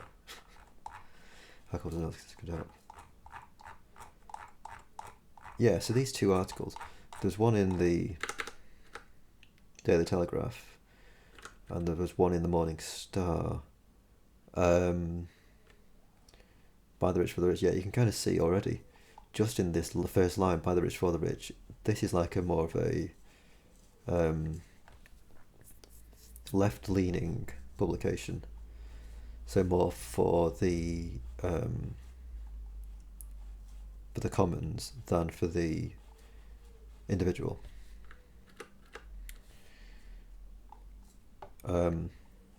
This one, George Osborne, he was the Chancellor at the time. George Osborne fuels economy with the price coin petrol duty. So, I mean, I'm going to surely talk about this in the actual article itself. But fuels economy, this is an active construction. Surprise is a sort of a positive thing. A surprise chord, right? So this is clearly it's framing this whole thing as a good thing, right? So they're basically essentially heroizing George Osborne, right? So it's like totally different from what these guys are saying, right? But they could be saying this. They could be both speaking the actual truth. They could have reported it fairly, but just by dint of how they actually reported it, by the agency effectiveness and the attitude, by looking at that, by exploiting these things in different ways, you can just come away with a completely different value judgment as to the content.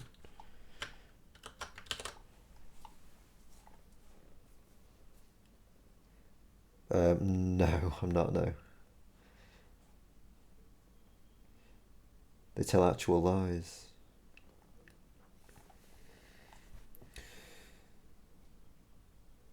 Yeah, well, I mean, even through the, what do you call it? The Brexit situation, through the referendum, there was actual lies told then. But, like I say, it's not even lying that's actually the problem, really. He's just framing it.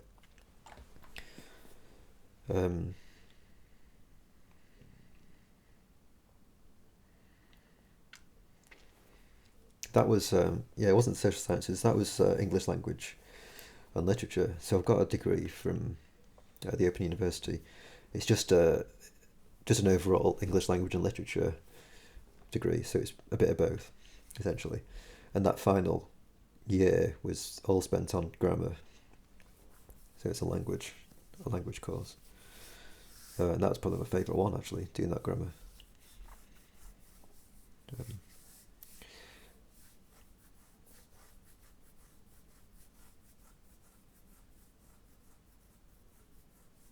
Yeah, I was watching a program last night, actually, which had this very sort of idea in terms of lying in it. Lying versus framing in it. The program is called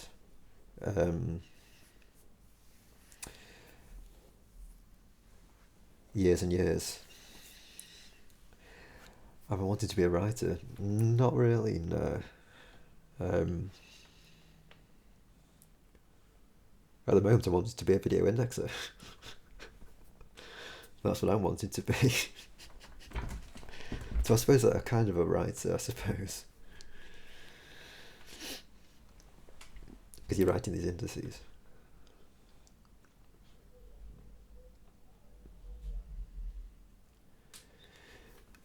Yeah, this program, Years and Years.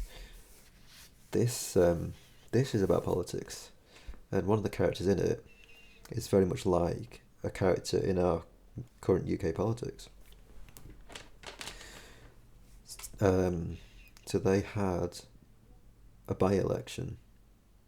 So it's set in the future, a little bit in the future. This MP for the constituency where the kind of main characters live, or one of the main characters live, is kind of doing an unveiling of this new drone. It was like a drone delivery service or something. And he was like saying, for every job lost, we'll make a job, right? So I think they kind of did they have to cut 500 jobs in order to get these drones in, or did they create 500 jobs in getting the drones? I don't know. But he was doing this unveiling, and as drones have propellers, right? It's like a proper big monster. He was doing this unveiling. The drones spun up, and he was like speaking to camera, like saying, "Oh, this is great." It's either to the camera or to the surrounded crowd, and he got his head chopped off by the propellers. So they had to have a by-election because that MP died. So they had this little, a little kind of, what do you call it? It's like a round table discussion, except it wasn't round a table. When they got like the podiums, they do the presentations, the different MPs. It was one of those events, and at one of these events, this particular character, we'll just call her a character, same as the character in our current UK politics. She did this presentation, and she's one of these kind of charismatic people. Basically, it's basically populist politics, really. She was really charismatic, and she did this really great presentation. And the presentation was like,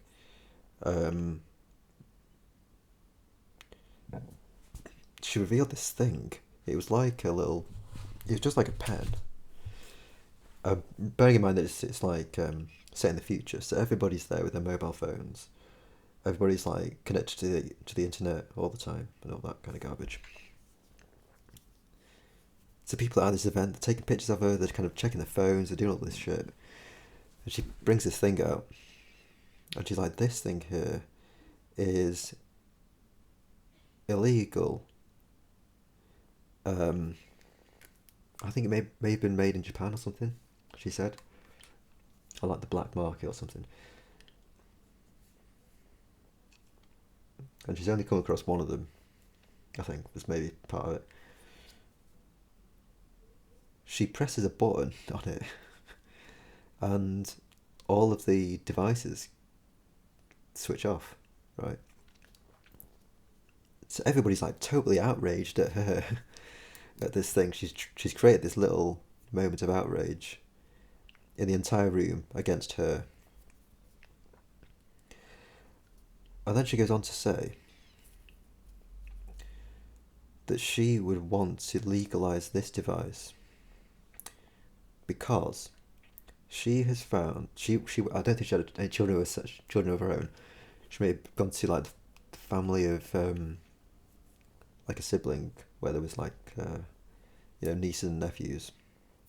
She had gone to their house, and she found on their phone these videos, right? And she set up this little monitor, and the monitor started playing a bunch of porn, right? Like hardcore porn. So she had found on this child's mobile phone, all the children have them. She had found this stuff, and she would want to have this thing legalized so that she can use this thing on the mobile phones of children, so they don't have to watch the stuff. And the crowd was like, "That's fantastic! Yeah, we now actually want one of these things. Give us one of these things," right? So all of that thing, right? There was no lie involved. She could conceivably have managed to find that stuff on the mobile phones of these children. The bit that she left out was whether the child had actually seen it, right?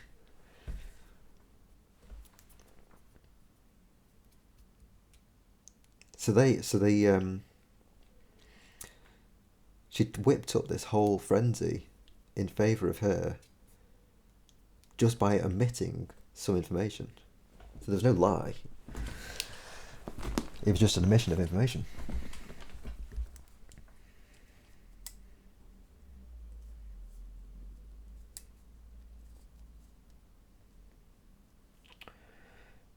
So yeah, I don't even know if like lying should be made illegal.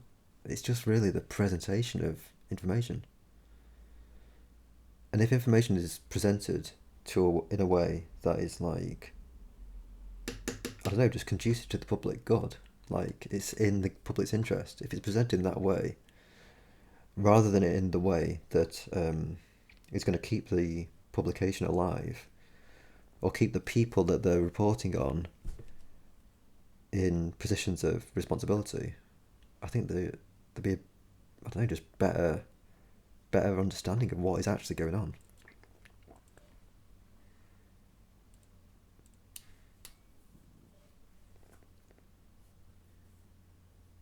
I don't know.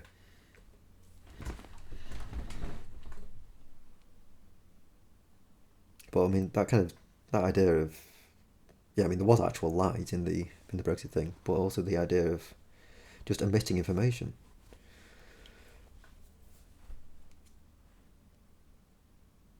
Like the thing that has been omitted from the whole discourse is just the idea that there are multiple levels of government. There's multiple levels of responsibility. Even though we've been actually shown it, and we've actually, all well, some of us, I think about 30% of the electorate, have recently just gone out and actually acted on that idea of there being multiple levels of responsibility, because we've recently had local council elections, right? Just a few weeks ago we had those. So I mean, we sort of live in it. And tomorrow we've got the opposite end. We've got the international EU elections. But the Leave side have all been saying that the EU is undemocratic because it isn't. Well, I don't exactly know why they're saying it's undemocratic actually. I think maybe because it's not in the UK. Um, or it's not decided by Westminster, I guess. But I suppose that's also not really explicitly said. Yeah, I mean even that is omitted because like part of the Leave campaign was let's take back control, or rather should have done the quotes around the let or let us because the us was never defined. Right? When you say let's take back control, it sounds kind of good, doesn't it? It sounds like we're talking about you and me, but it's not, is it? It's actually Westminster. But that was totally omitted um, from the campaign.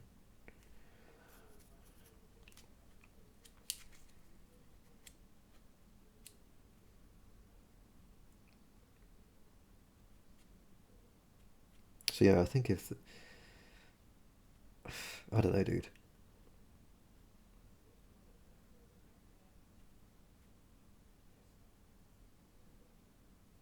Like they yeah, it's just that idea of control, and also control versus responsibility. Also, because it's a similar thing, isn't it? If you have control for something, then you also do have responsibility for it. But the thing about responsibility is that it sounds like it's more work, doesn't it? Whereas control feels like it's just like if you have the control, then there is no person above you to have control over you. You know, it's a similar thing, but it's just framing it differently.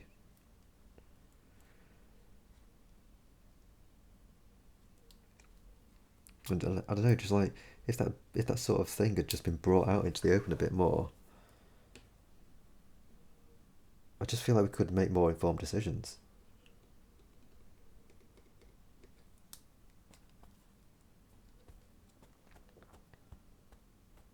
And having it owned by the public, it doesn't need to be for profit, right? They can just literally put all their effort into. I mean, people have obviously got to get paid to do it, but they pay to do it, and then um, there's only for shareholders they can go out the window.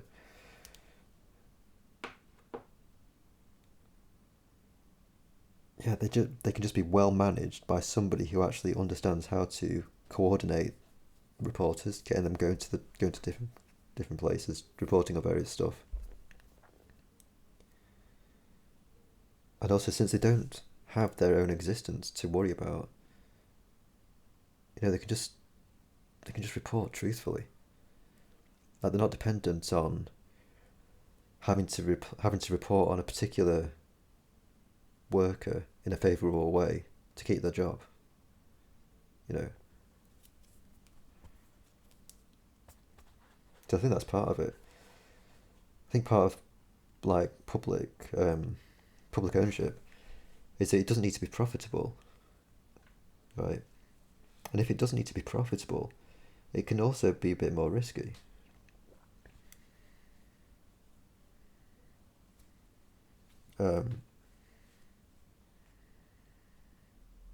Because its existence isn't on the line. It's freed up to try some stuff. It can upset some people. It can try upsetting some people. See what the effect is. And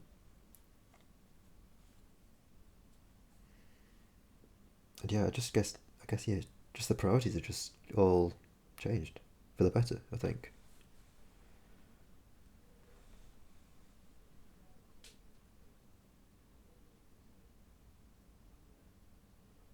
I think it's also worth distinguishing between something that's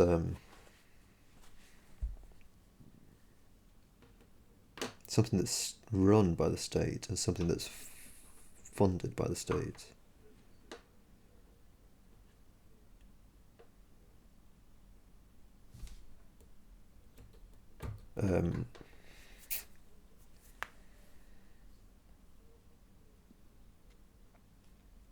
So I think if something is actually run by the state, then you are just kind of susceptible to it. Well, it's just North Korea essentially, isn't it? It's just if you've got the media run by the state, then the media is always going to be reporting the state in a favourable way. The state being the government who actually are figuring out the policies for the nation to live by. But if it was only funded by taxes, right, and then entrusted to some body who does the stuff, and there's got to be that kind of managerial divide, I guess, between the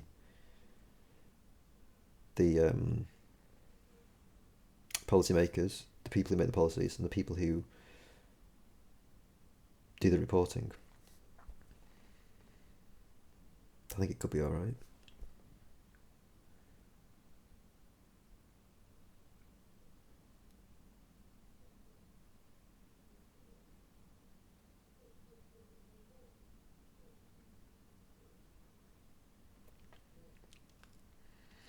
I do think I like that kind of stuff in general. I think I do like that idea of different levels of responsibility and that hierarchical kind of nature of things. Like it's just that I don't know, it's just like one of my instinctual things. Like when just at the end of last year, I was in this situation with my internet service provider. They were kind of a pile of shite, really. They couldn't deliver the speeds that we pay for. Basically, at peak time, they couldn't do the speeds. And they just couldn't investigate it. They were just like, yeah, totally hopeless. So I got in touch with my current ISP. That we're now on a new ISP. I got in touch with those to ask them if they had any suggestions as to what we can do. And I was sort of saying to them, look, is there any way that we could like go to Ofcom? So Ofcom are the telecommunications regulator in the UK. Pretty sure they're in the UK.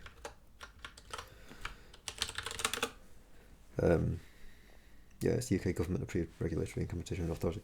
I was like, yeah, could we just go to these guys and just sort of say, look, we've got this situation with our internet service provider. Could you just step in and just make them investigate this fucking problem competently? But apparently you can't do that. They were like saying, no, you can't. You have to actually go to the internet service provider themselves, and you just have to somehow get them to resolve the situation. But in the situation that I was in, I would have loved to have been able to go to Ofcom and just sort of say, look, please could you just do this stuff?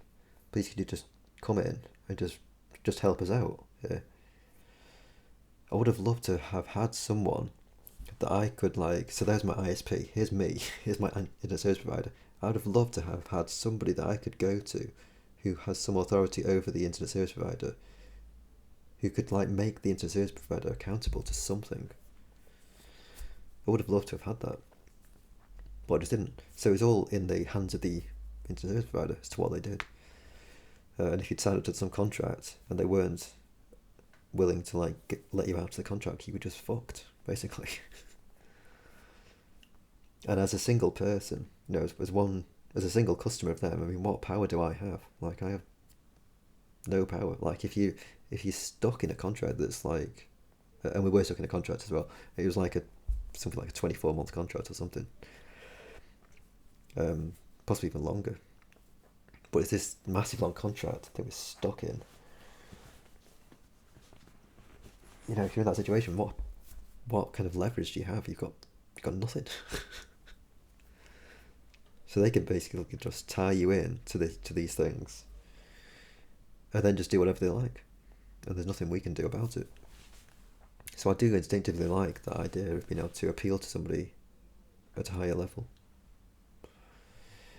and the idea of having the different levels of responsibility. Right, so the internet service provider themselves are responsible for actually doing the work of providing the service, but the people like Ofcom will be responsible for coming up with the policies for actually delivering service, I guess. What sort of policies do the internet service providers have to abide by?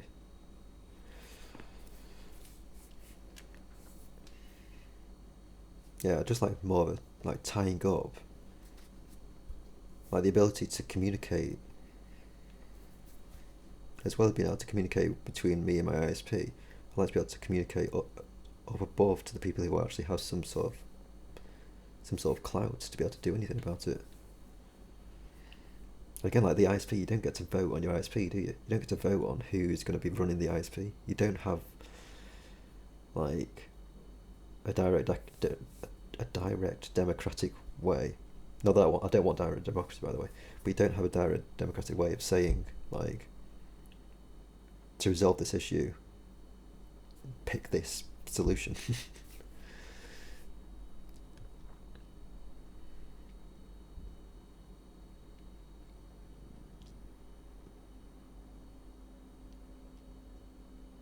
And for me, being a member of the EU is just that.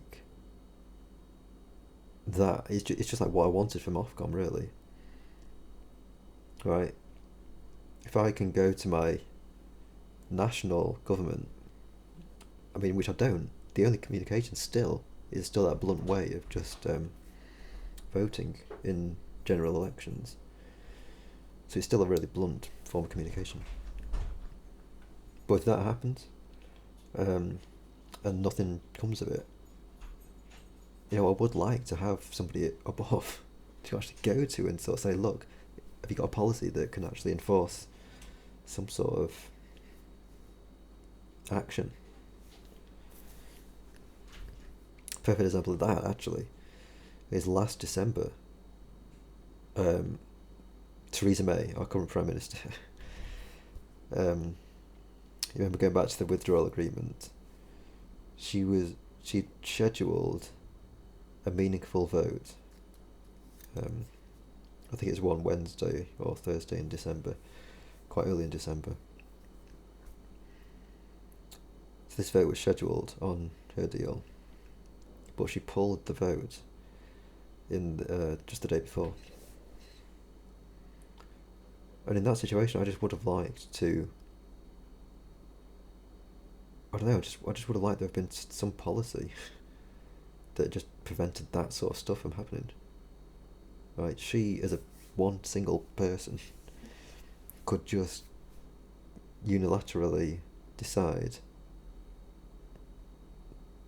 not to hold this vote. I would have liked to have some sort of policy, even at the, whether it's at EU level, that just said that they couldn't do that. But no, we're just dependent on what she fancied, really.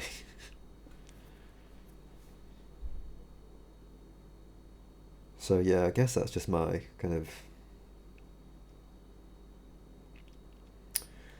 general take on the whole thing, I think.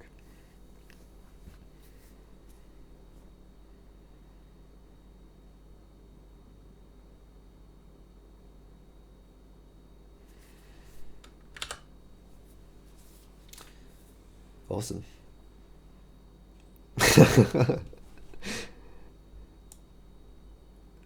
I don't know whether thanks are in order. I think it should be more me thanking you for tolerating this.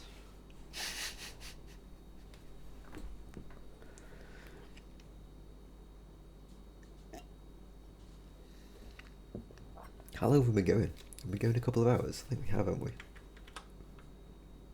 Yeah, a couple of hours. We've done a little bit of stuff. Did we? We didn't. We didn't even determine what is supposed to happen in the event of a tie, did we? Like the whole point of that, we were supposed to be trying to figure out what happens when there's a tie. How do you get back there?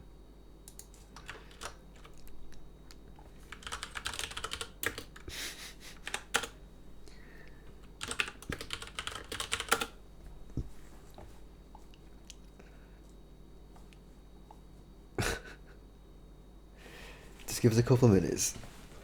Let's get rid of this banana skin and stuff. And then let's have another look at this thing. And then I think I'd like to just try doing a little bit of things with the equality of the vote, just to see how that affects the outcome. Let's get a couple of minutes.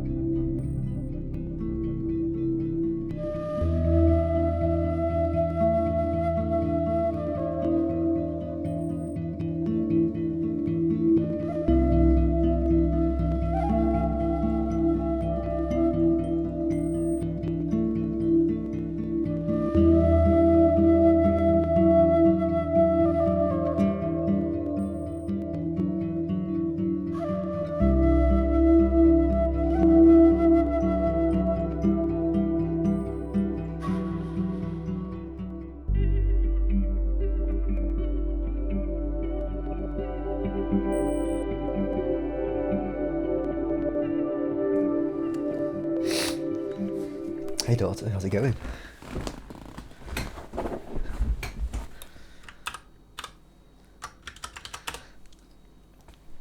Let's pop some music on. Not sure how much more I'm going to do. So I don't know how much music we need. Let's maybe put on... Yeah, I really don't know. Alison Moye, that's a name that's looking pretty attractive at the moment. So we haven't got Alf in the playlist. Go on, let's listen to Alf. 37 minutes. 38. So yeah, it's the hunt. So we're trying to figure out what happens in the event of a tie. So yeah, basically the situation here.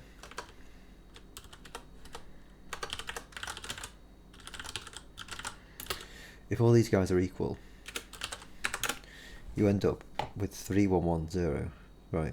Which I don't think, actually now that I think about it, that's interesting, isn't it? Because one of the things about the Dant system, what they're saying,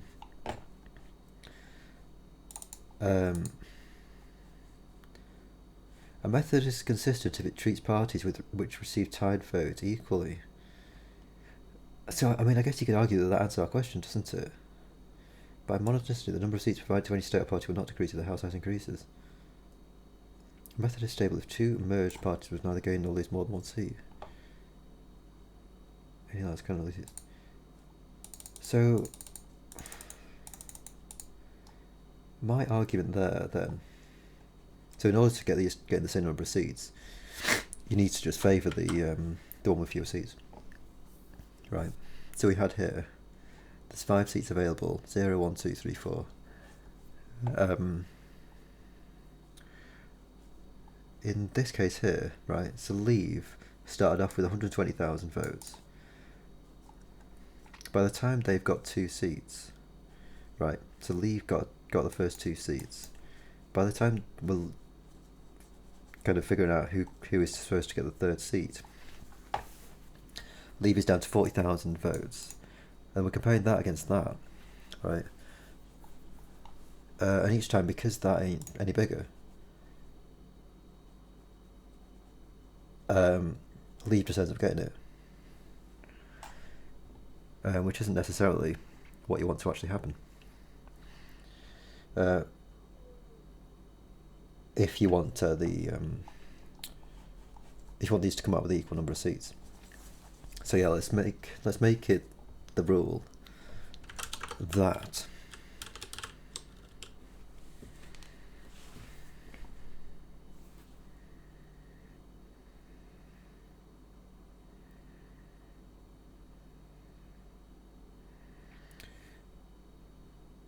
if that is greater than that, then the lead is is equal to that party. That's straight up the first clause.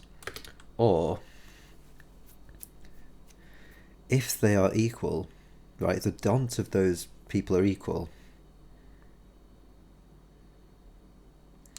and this person has fewer seats than them, right?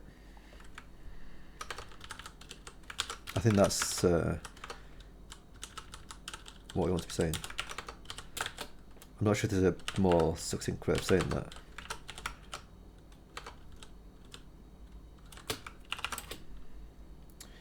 And the parties, what is it? The parties J seat count is less than the lead seat count. Right, I think that's what you want.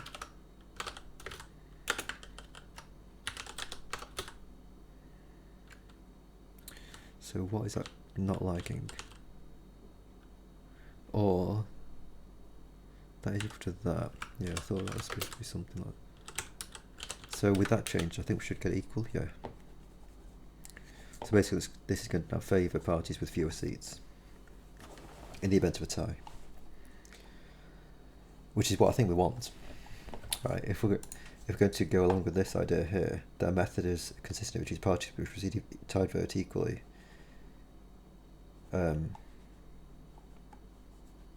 Right, these all receive the same number of votes, so they should all receive the same number of receipts. I don't think that's necessarily always going to hold, is it though? If the number of available seats is something that it's not going to actually permit that. So yeah, there is that, I guess. Well, yeah, that's equal.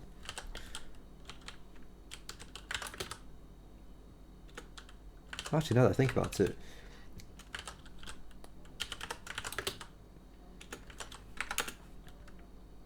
so there's an example.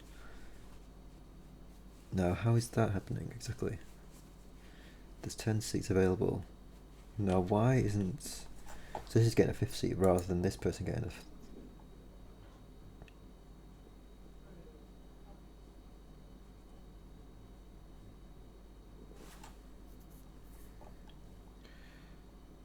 So this is, yeah, it's when it's getting its 5th seat. So it's comparing 24,000. Okay. Fine, so that's not a tie, is it?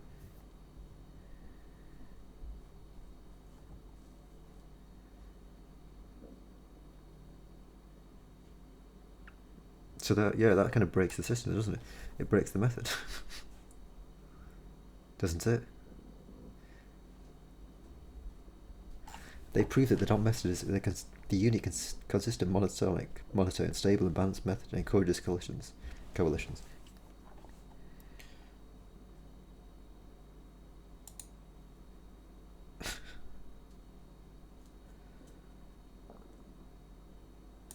By monitors the number of seats provided to any state or party.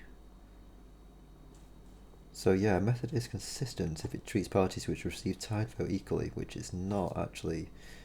I mean, I guess it depends on what they mean by treat them equally.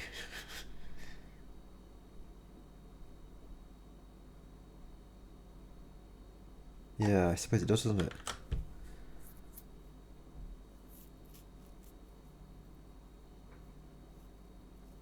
Can you do that? What are they saying here?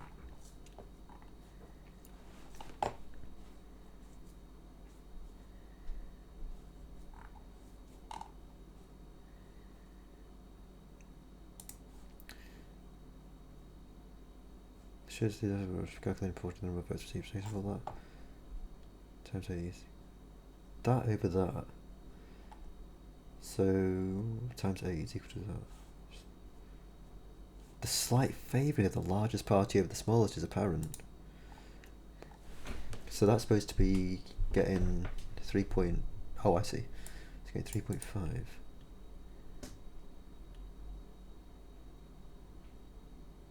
So what are they saying here? 230,000. I'm not really working on anything. I'm having a bit of fun. We're just sort of playing with the DONT method for figuring out, basically apportioning votes to party lists. So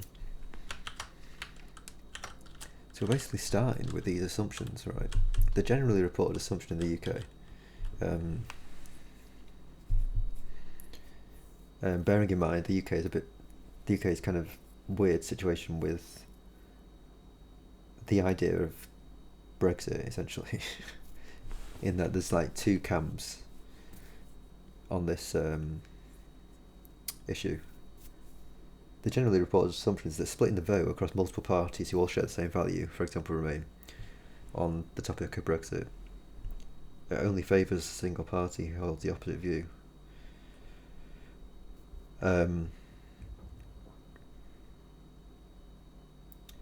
My assumption was that that wasn't quite right, and that splitting the vote equally between all the parties actually benefits the value held, and that the voting pattern, the Remain versus the Leave divide, is exactly equal.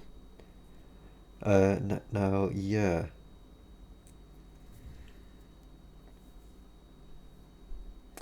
I haven't, no.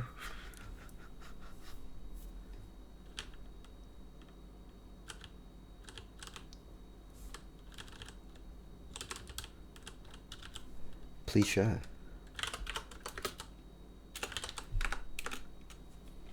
Yeah, now the thing is, if there's 5 available seats, this is where I was getting my argument from, because I think I figured this out slightly haphazardly. I mean, not haphazardly, but I didn't actually I didn't run the numbers, right? But splitting the vote, right? If you just group leave in its own group, and you group these dudes in their group, right? Then a split of exactly equal between these actually favours the split in this situation, because they're getting 3 versus 2.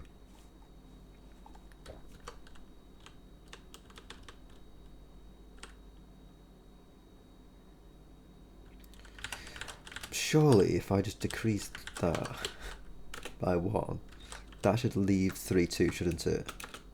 Yeah, perfect. But yeah, like I'm saying, like the equal split thing would actually yield this, if there's 5 seats available. But interestingly, right, if there's 10, you would have thought, wouldn't you, that if there's 10 seats available, then these numbers should just double. But they don't. It goes to 5, 2, 2, 1.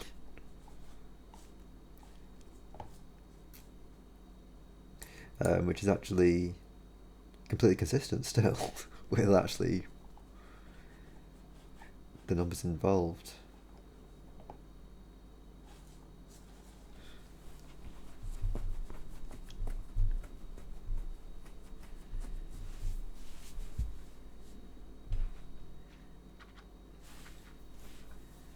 Which is kind of fascinating, isn't it? It's fascinating that the number of seats affect the actual share. Like, fundamentally, that's exactly what's going on, isn't it? What if there's 20 seats available? So if there's 20, it goes 11, 3, 3, 3. I wonder what the rule is. I seem to recall that after some things are equal, if you take away 2, I was finding it was ending up skewed. Oops.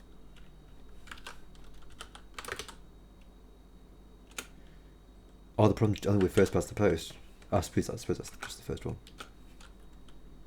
Yeah, first past the post is awful. That's what we're on.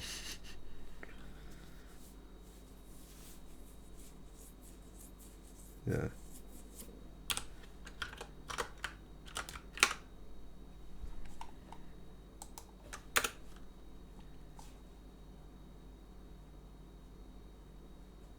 Why can't I pause? Oh, it's not playing. I see. So it's got 11. Wow. Okay. So there's 11 different voting systems that they cover. Point of fifth, I suppose. Alternative vote explains. Mixed member proportional representation explains. Gerrymandering explains.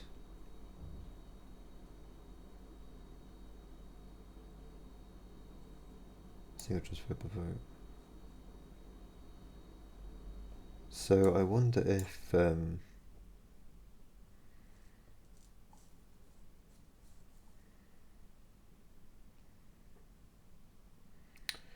mixed member proportional representation explains.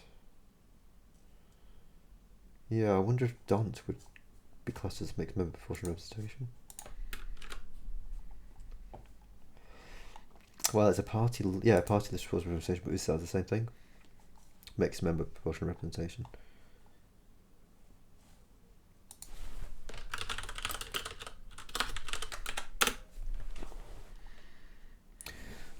Voters, oh, okay, so it's definitely not that. We don't get 2 votes. 1 to the decided representative for their single seat. Oh, so decided the representative for their single seat considering one for a political party. Interesting. Yeah, we definitely don't get that.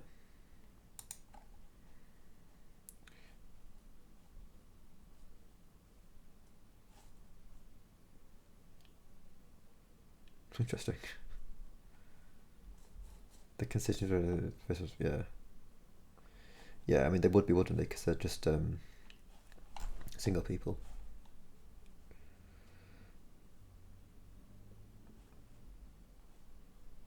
party list, similar to party list. Okay, so it's a bit of both, isn't it, then, essentially?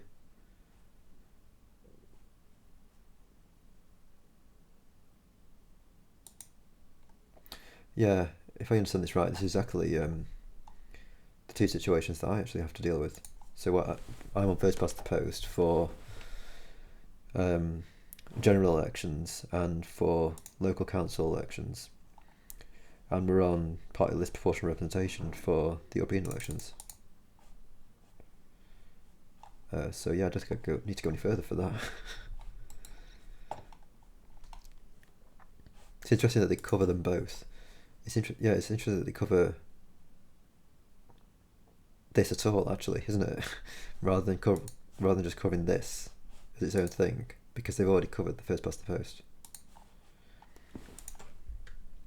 But yeah, I'll keep that open. I'll check that out in a bit. But now the situation where 8332, right? So why not 7333? And it's just because of this comparison.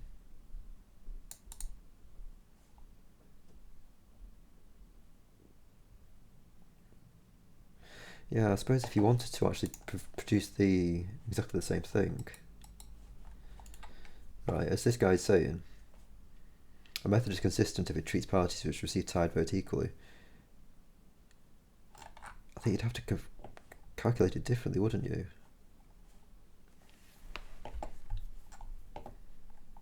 Yeah, successive quotients.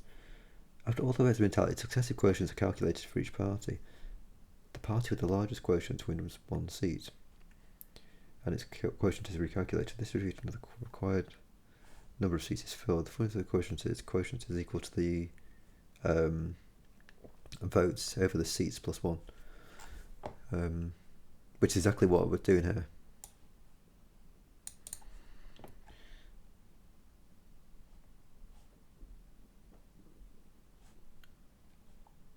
Yeah, so the same successive quotient. So it's not like the sort of actually going through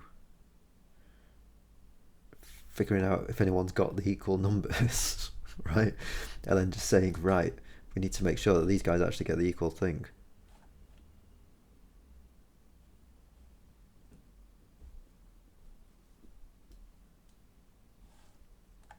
A grid of numbers can be created with P rows and S columns, where the entry in the nth row, the ith row and jth column is the number of votes won by the ith party, divided by j. The S winning entries are the S highest numbers in the whole grid.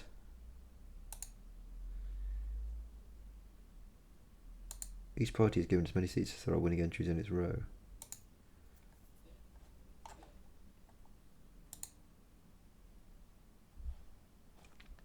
So this is the grid.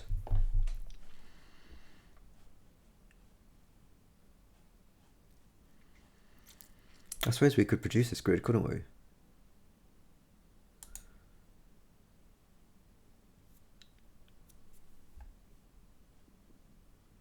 I mean, although we effectively sort of have most of it, don't we? Right? Because you just look at... well, let's do it. Let's just produce the quotients.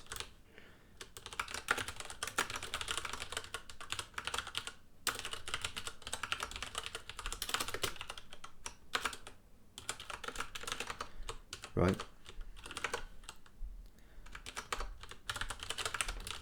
Well, actually, let's print out the... what is it? It's the votes and the quotients.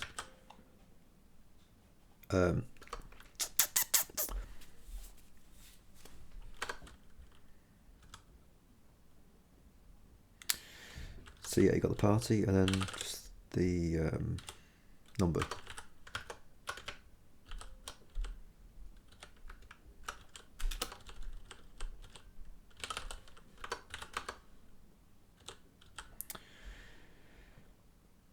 And that is what was the final thing? That was a seat count, wasn't it? How do I want to do this?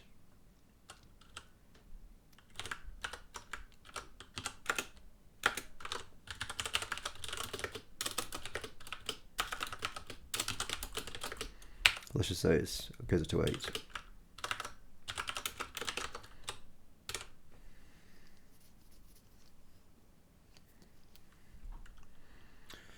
I want to print the dot to it. So I guess it's like... So you've already printed the party strings.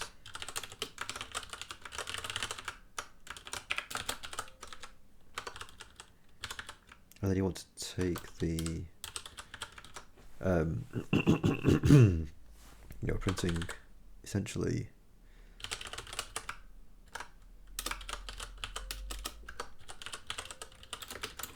a space followed by the quotient. So it's going to be the P. It's actually the quotient, isn't it? Yeah, it's totally the quotient. So you do that, and then you just increase the seat count.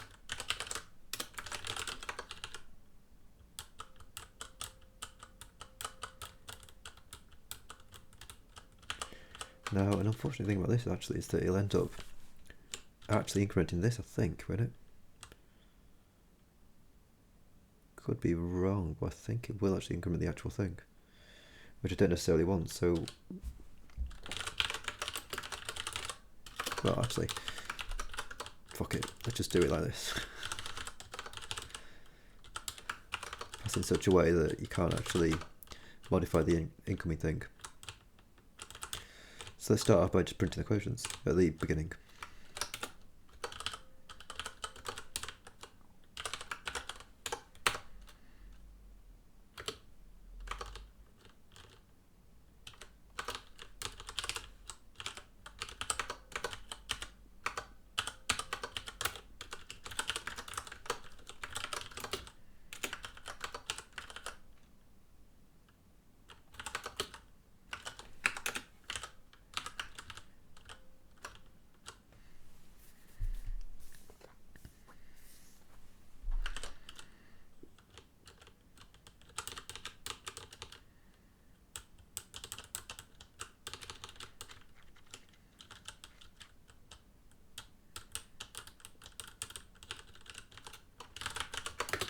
Oops, that wasn't what I wanted.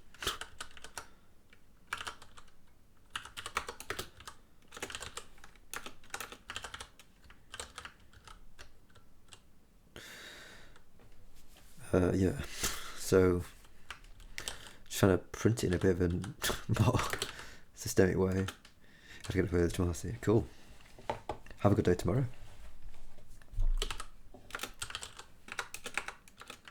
I hope it's a productive one.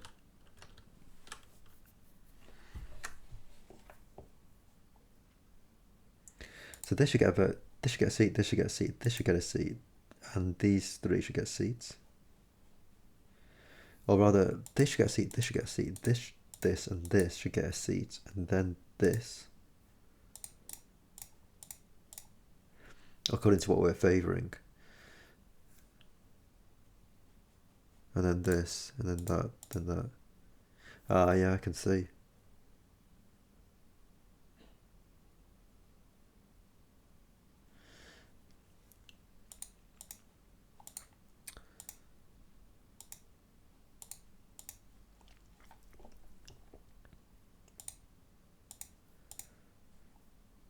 They should get a seat, they should get a seat, and then because of our rule, that these are treated equally.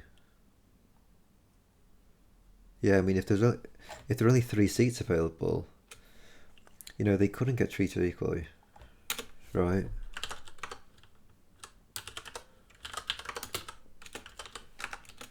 Right, 2100, and I think we are producing.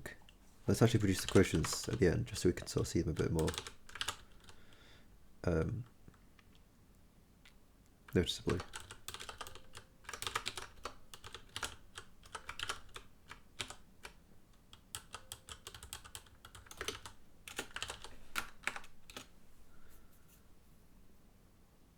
Ah, yeah, so technically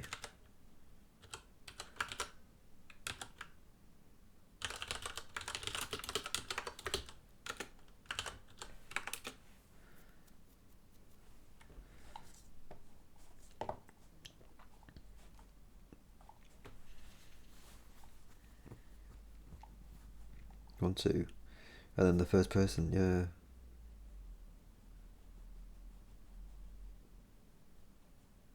I guess there's just no way around that, is there? You just can't.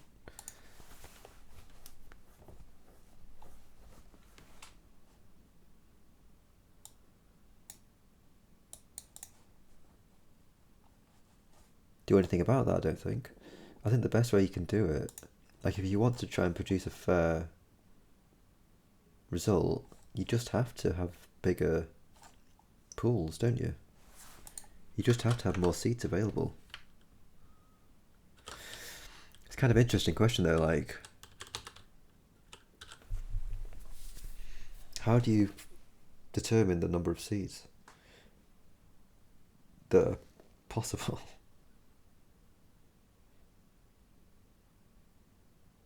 Like, do you base it on the number of parties?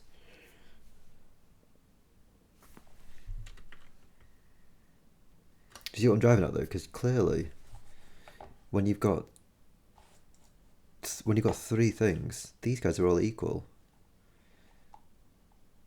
When you've only got 3 seats up for grabs, you can end up in this situation, which is super unfair. But simply increasing that number of seats available, same number of votes, same vote share, just simply increasing that number of available seats to 5 means that you end up with this situation, right? Where previously you had 2-1 to leave, you now end up with 3-2 to remain.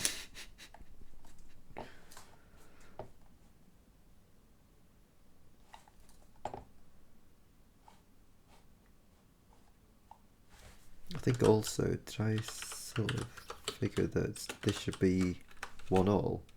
No, so why isn't that? Oh, it's because that equation is too high.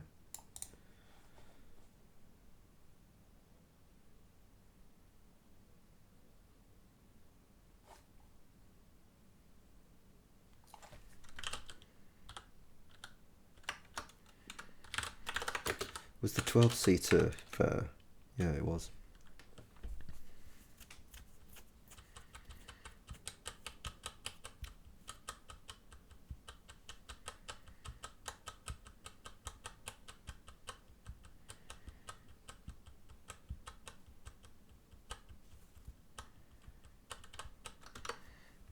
I guess we could change the party quotients function to take this value. It only writes up 6 of them. That could be kind of fun.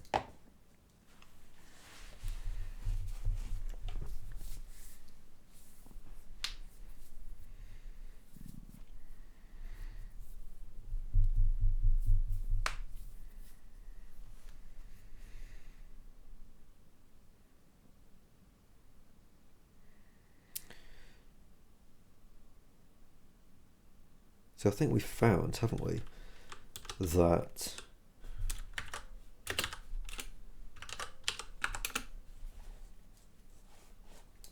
equality, like an equal split, could actually work in favour of the group and against the monolith.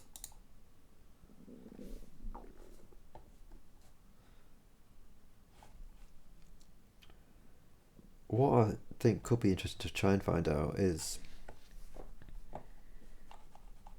at what point does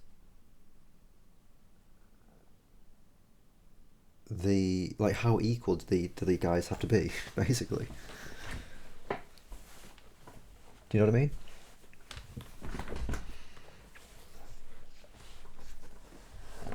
I mean, can I provoke a situation in which some people have just got nothing? Say that we just take away 30,000 from this and add 30,000 to this. What happens? That flips it around to 632. Yeah, so with that unequal split. Now can we get that even further? So so that got changed down to 0. Now can we do that again with Lib Dems? Right, if we just add another 1,000 here.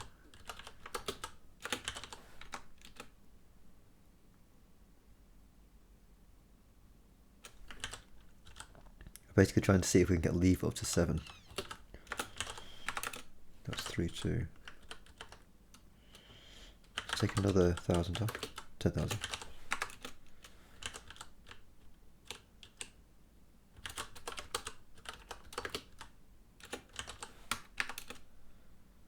Six, 5.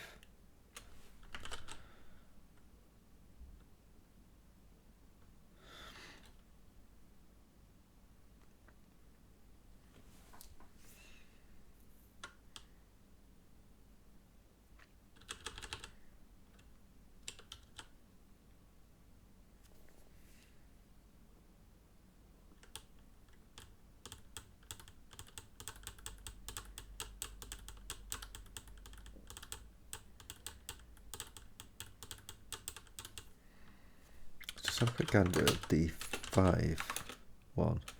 That yields 3-2. Like, can we ever get it for 4-1? Essentially, is what I'm saying. Right? Can we actually get that? What was that? It was 10.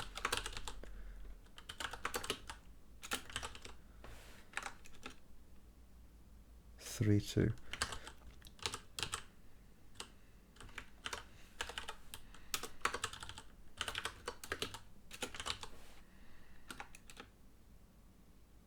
I suppose, yeah, 9 is too much, isn't it?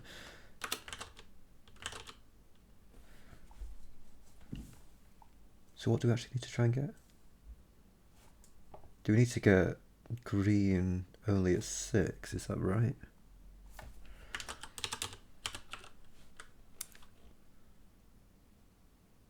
So if green's at 6 and these guys are at 3 each, does that help? Because leave are going to get down to 40, aren't they? Before we get a look in. 3-1-1. So what's the computation here?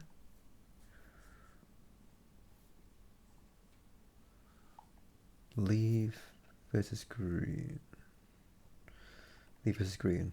So in green, because they got fewer seats, they get it.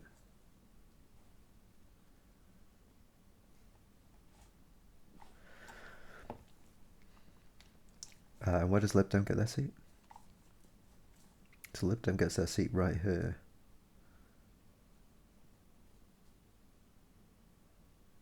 So leave versus green. Oh, I see. Yeah, so if I just take one vote from green and one from Lib Dem, well, Change UK is also in the running, aren't they? Does this get 4-1-1-1? Yeah, it does. Perfect. So that's how you get it. Interesting.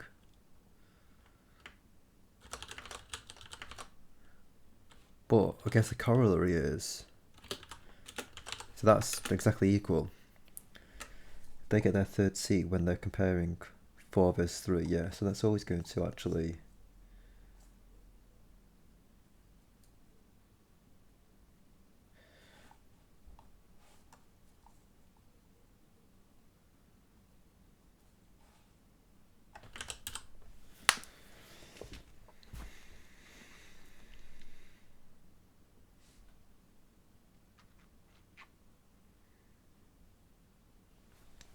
what happens if we reduce this to 5 and just add 500 to these guys? Could that give us any worse situation? 3-1-1.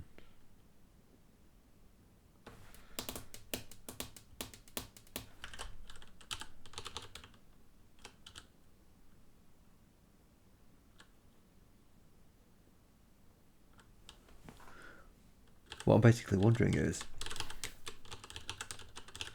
if we get exactly the number of votes for each side, is there any way that the leave side could end up with 4-1, essentially?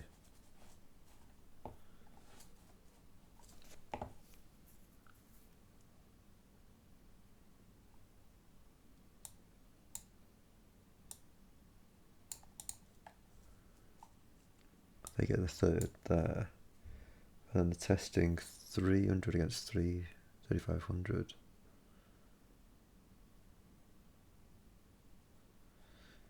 I don't think there is there? As far as I can tell. Because if you do that, then you need to increase that. 311.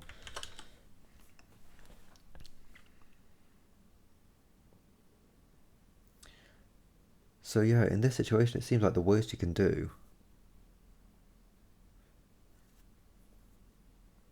is get a 3-2 split, 3-2 result.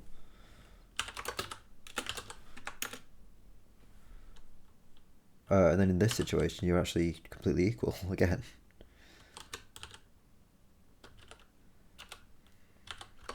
It's kind of interesting.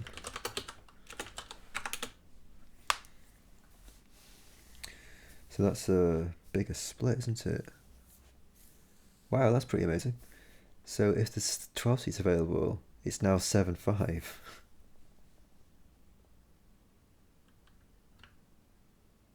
For the same vote count. That's just so fascinating.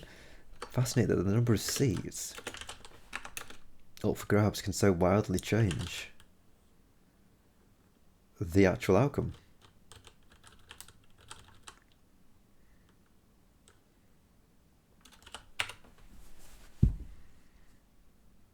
Isn't it? Let's just say there's one region for the entire country. What do you end up with? So that's equal, right? That's exactly balanced, crazily enough. Isn't it? 17 at 18 is 35.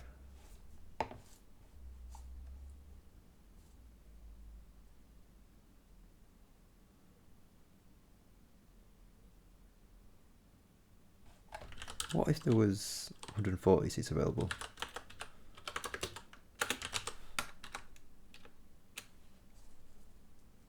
So that's equal, isn't it?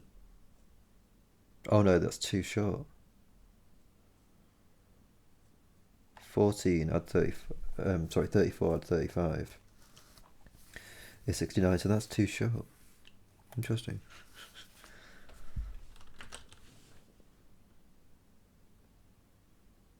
So that's too short.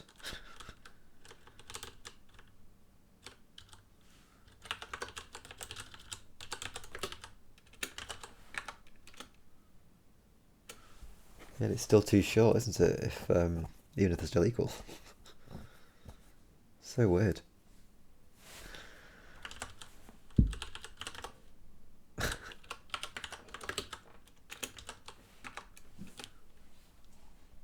Well, this one's equal again.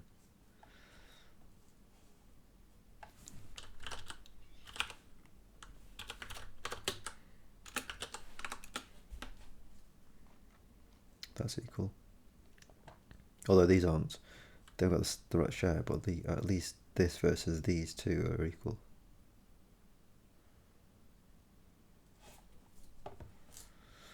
Let's add another party into the mix.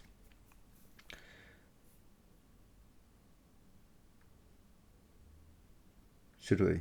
Yeah, if we said Leave is going to be like the BP. Let's say Leave 1 and Leave 2. I know this is a bit nasty because I'm just sort of refusing to give the Leave parties any publicity.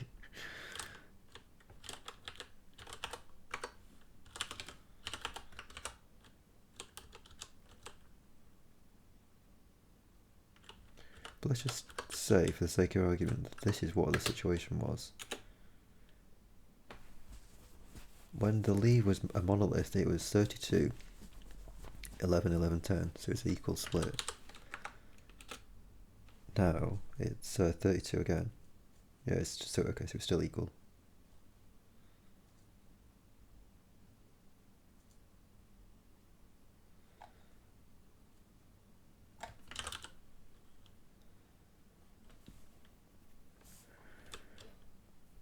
How about if these guys are equally split?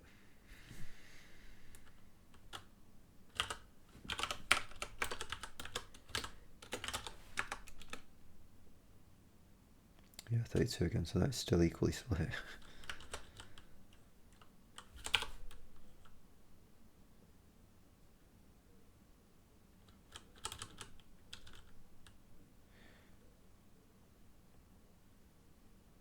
So if I'm not wrong, it seems like the main determinant of the split is actually the available seats.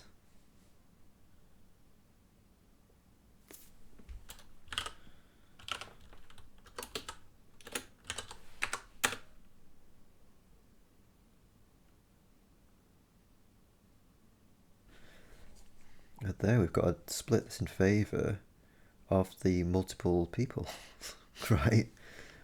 36 versus 34.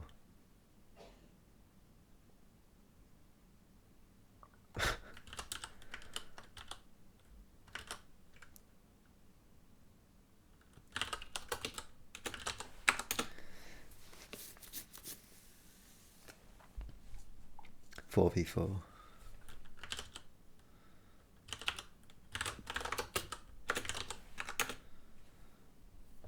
Six v six. But we'll get up to, wasn't it 70? It's a completely different split. 36, right? 36 to 34.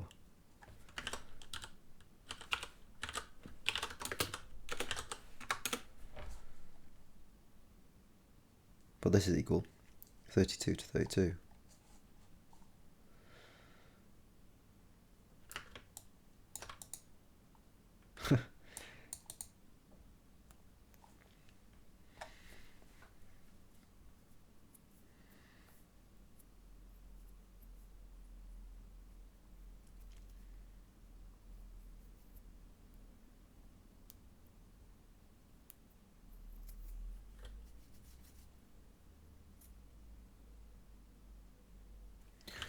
Let's try a bit of a weird one. This is the weird split, which is in favour of the larger group, the group of three. Let's see if we can somehow get these guys a bit less matched. Right, so let's say it's 9 and 3. So it was 17, 17, 12, 12, 12. So we haven't changed green, Lib Dem and Chalk. So those, I mean, could end up being 12, 12, 12, I guess, but yeah, that's interesting. So now it's about 12, 12, 11. So that's so weird. Just changing that split, right? So the split between these guys is less equal. Just kind of de-equalizing this split has actually benefited this person, because now these are on 35, whereas these are on also 35, right? Whereas previously these were on 36 down here, and these guys are up here with 34.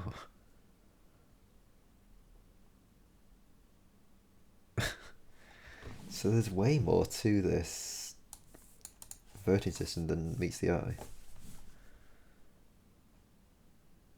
It's not just splitting the vote benefits the non-split. It's also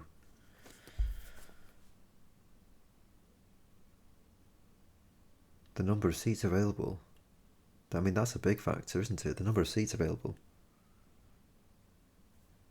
drastically changes the potential outcome. And it's not even a case of having more seats available yields a fairer outcome either, is it? Because you would have thought, wouldn't you, that as you get more seats available, the potential for like an equal split should be increased. Whereas at lower sizes, like if there's only 7 seats available across 5 parties, I mean obviously some are going to not have any because there aren't any available to them. And in this instance, you end up with two of them going to leave and one of them going to the Rain. Right, even though the two banks of people are the same.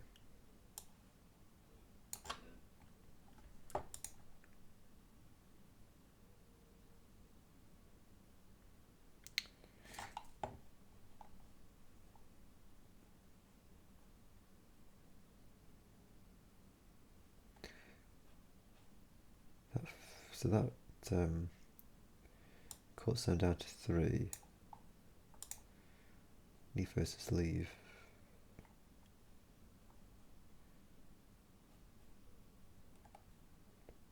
Why does leave 2? That's got the 4. So these two with the bigger thing get the thing.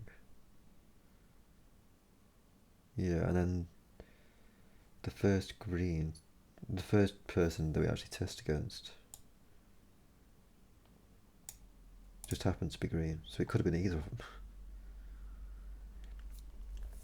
I guess more seats give the potential for more parties to get a look in.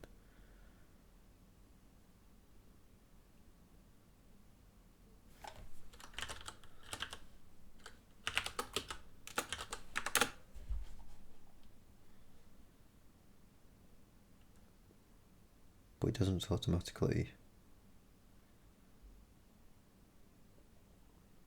equalise out the share. Like you can see here that the group of 3 actually beat the group of 2 when there was 8 seats available.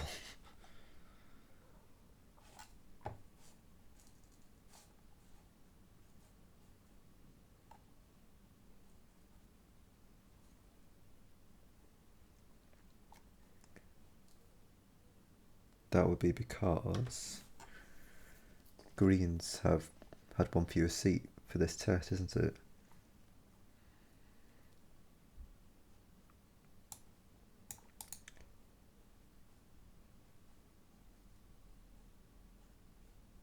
Yeah, so Greens just took over for that one.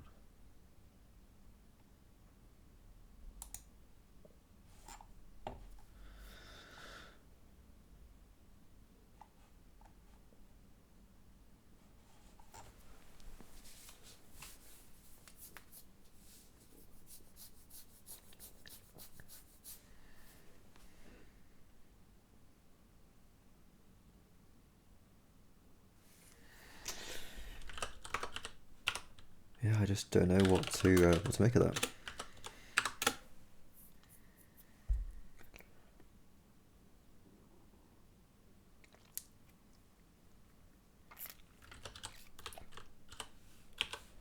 I guess if we say this guy got 11,000, this guy got 10,000. Sorry, 110,000. This guy got 10.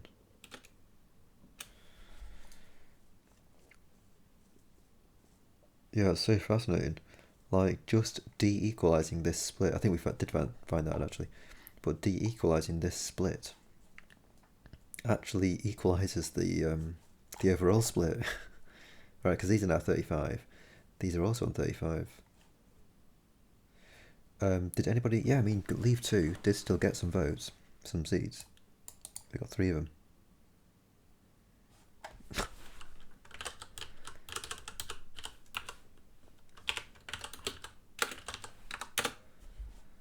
$32, yeah. Which is what we always found. We are in this situation, 34 v 36.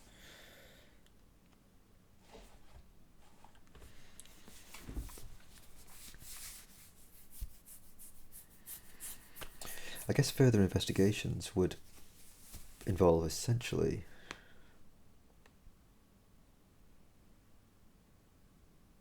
I mean, what you really want from a voting system is fairness, isn't it? You really want to be able to figure out what the country actually wants, and you want to be able to somehow represent that proportionately.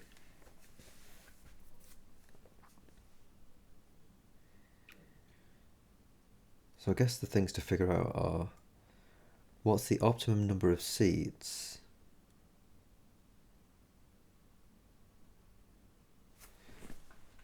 to offer.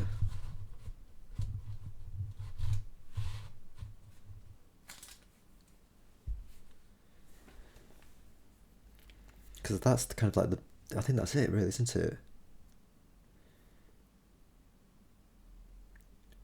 Because I don't think you can reliably control the number of parties that are up for grabs.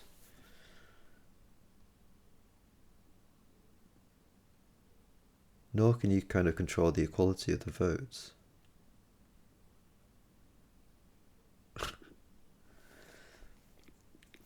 So yeah, I guess from the policymaker's point of view, it's figuring out what's the most seats you can offer, or what's the optimum number of seats you can offer that tend to produce a fair result, whether or not these votes are equal, right?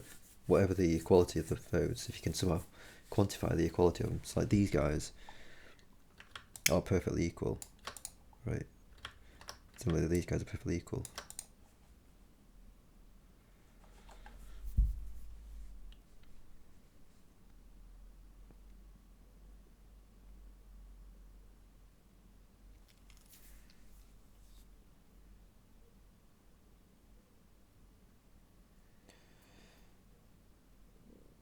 But then I guess on the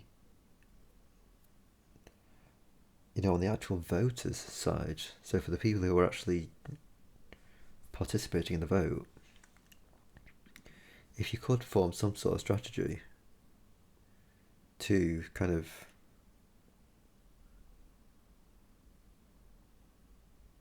deal with things like grouping of votes or splitting the votes, it's kind of figuring out like where's it best to do that, really. I mean, interestingly, in the UK, we do have we know what the split is. Where's this going to show us?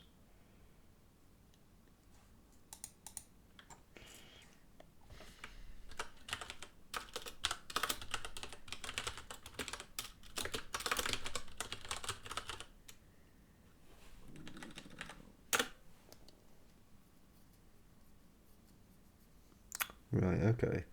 So here we go. In 2014, London had 8 seats up for grabs. These guys had 6. Northwest had 8.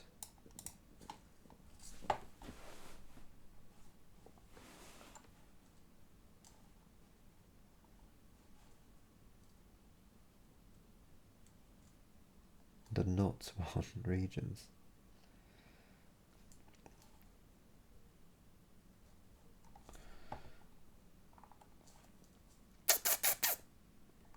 Oh, go away. European Parliament considers them.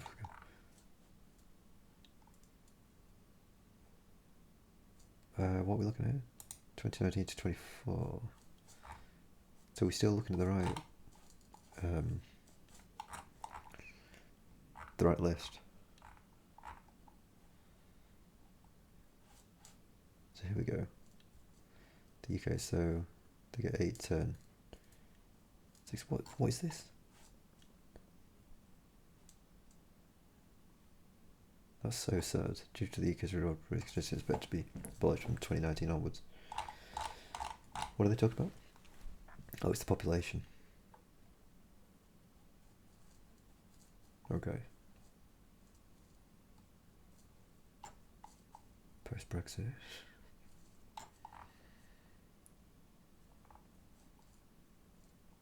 Who's got one more seat? Austria's got one more. Denmark get one more. Croatia get one more.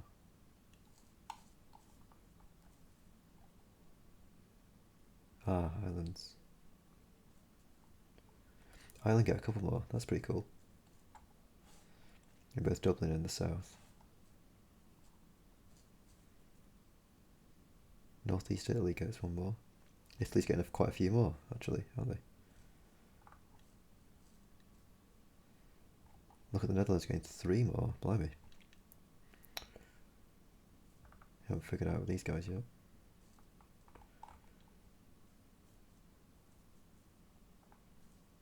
Who's that? Spain's getting 5 more. Gosh. It's interesting that's the entire country. Yeah, like 54 seats. Right, they've just decided they're just going to go for the entire thing. They're just the entire country is the region. Yeah, and then these are supposed to not get anyone.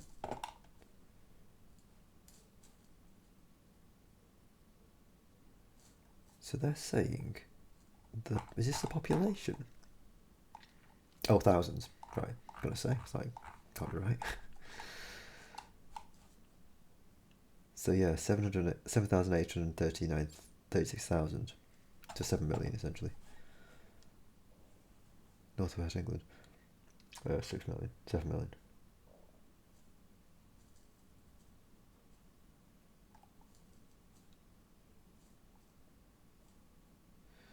So yeah, I guess further investigations would be, given the available seats, for the voters side, given the available seats, what is the actual best strategy? Like, is it better to split, or is it better to combine? Because like I say, it differs, doesn't it? It differs per available seat.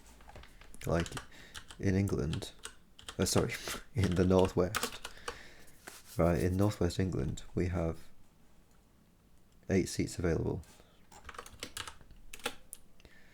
and given the split such as we're seeing here, you end up with 2-1, right? Which is a win for the split, for the Remain split, and for the larger Remain split, and a loss for the smaller Leave split. If we just take away Leave 2 and make this the only one, I believe that this should, I can't remember actually. That ends up with a win. Yeah, pretty big win actually for Leave. So yeah, in this situation with 8 seats, not splitting the vote, it does yield a great big win for Leave, for the block, and a loss for these.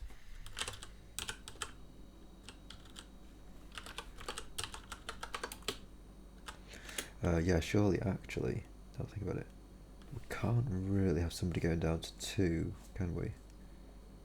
We can at best get them going down to 24, so let's just say 24, and let's do 56 for this.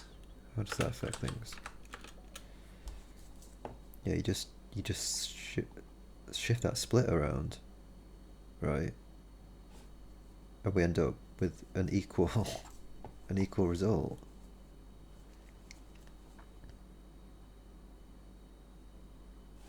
Right, same number of votes, but just shifting the split actually gives it equal. So you can't even conclude, as I assumed, my assumption was that an equal split would always benefit the split, but that isn't true. It's actually an unequal split actually is actually benefiting them when there are 8 seats available.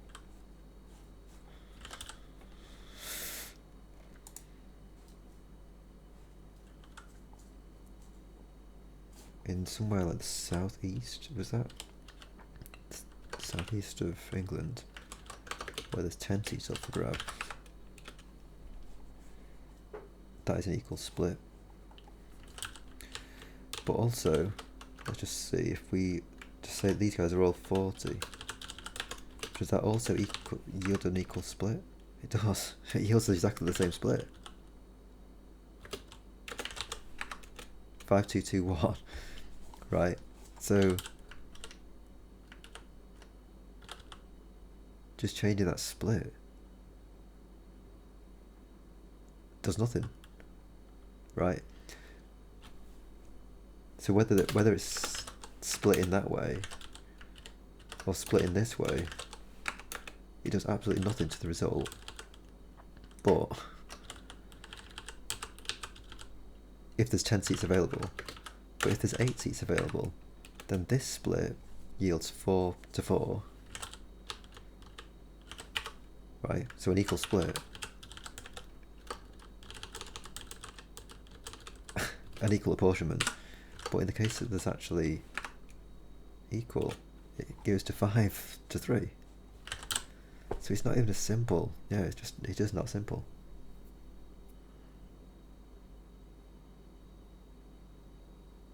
It's heavily dependent on the number of seats available. So you need to actually run the numbers. You just need to say that you just need to figure it out for each available seat. Is a split desirable?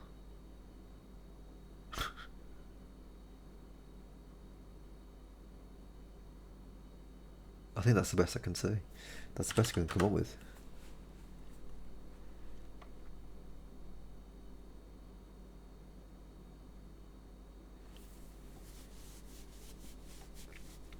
So yeah, I guess the conclusion really is actually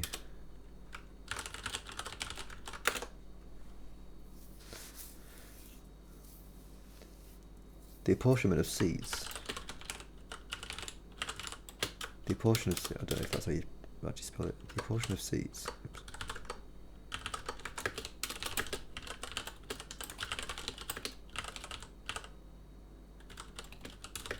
On the seats available. The apportion of seats.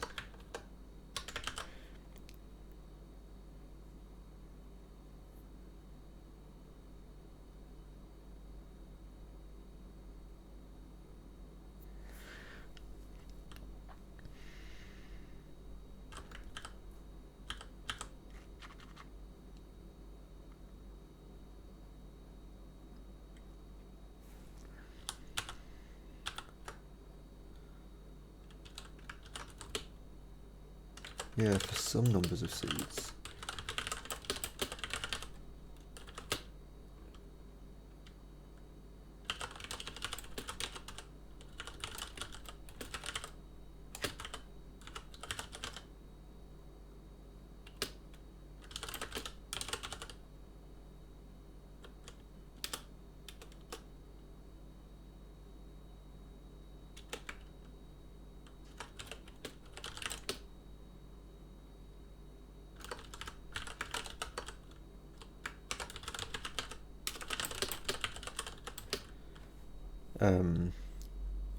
Unequally splitting the benefits of split.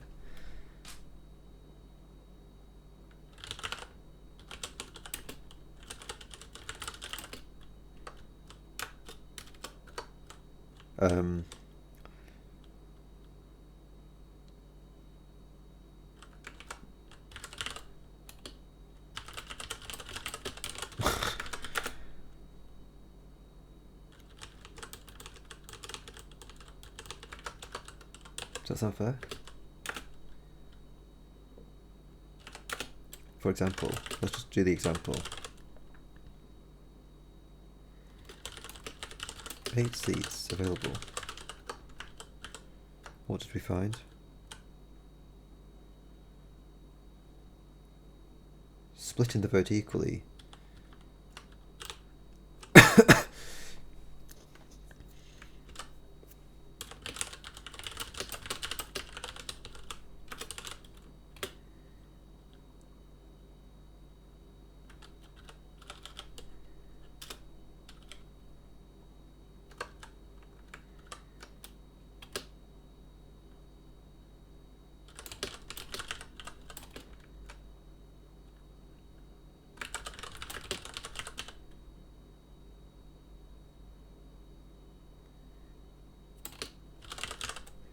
Yields 5-3 to leave, right?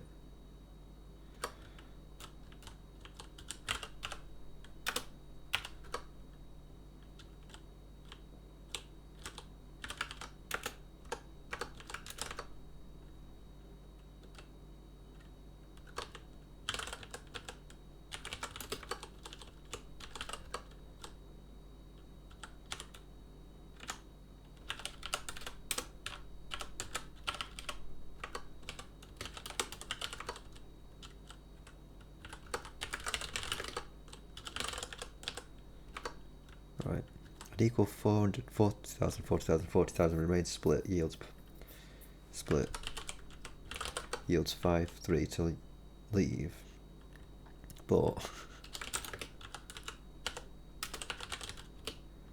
an unequal,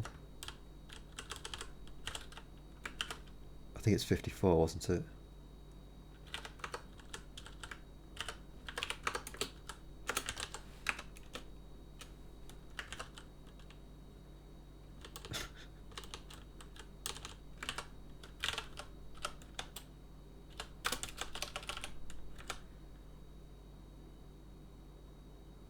um, 2,600,000.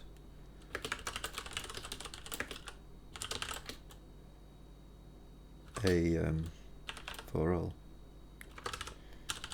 yields for all. Right.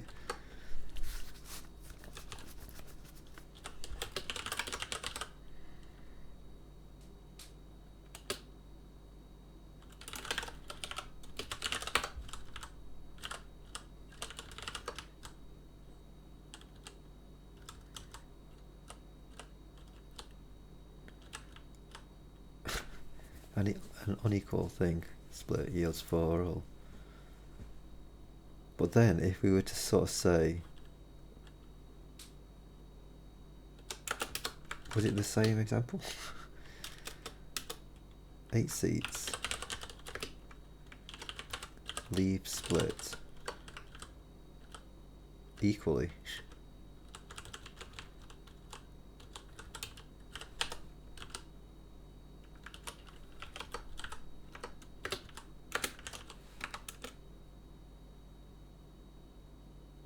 That actually benefits the unequal split.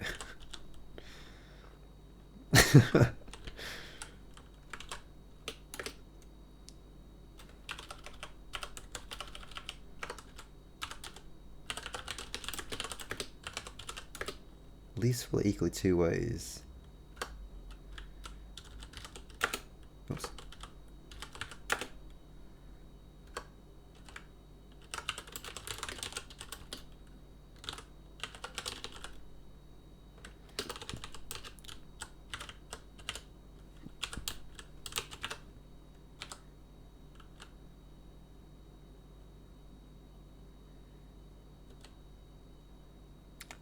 Right, we get 5, 2, 5, 4, 5, 4.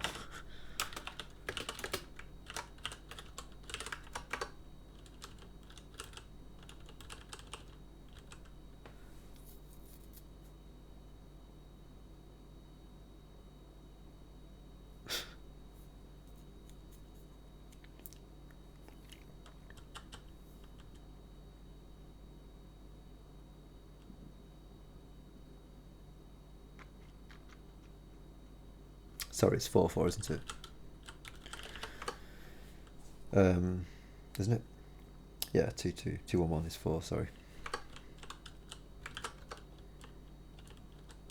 So what was the difference? There was no difference, was there? 83 and leave getting 120,000, yeah. So splitting those guys equally yielded no difference. How about splitting them a bit less equally? How does that affect it? Oops.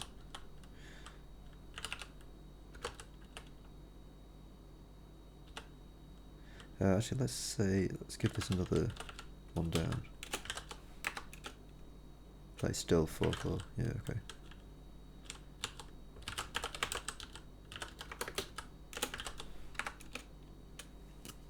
That's 4, 4.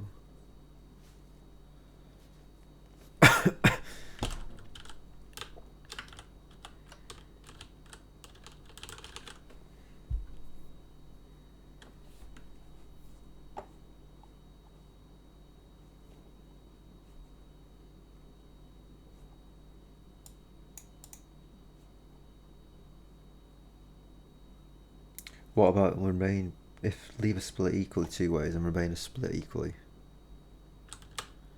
What does that do for you?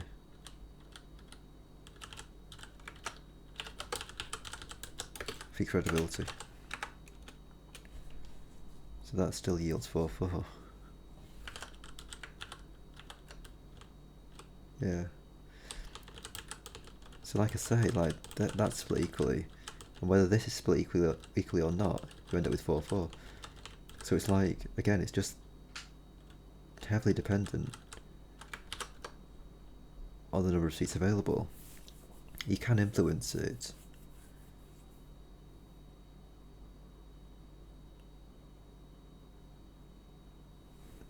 I think you can influence it if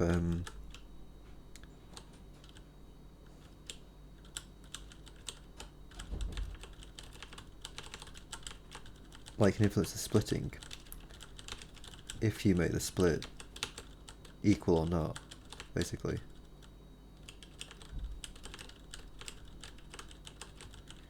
So if one side is not split, then if you ensure that your split is unequal, then you could get an equal. You can get like an even number of seats.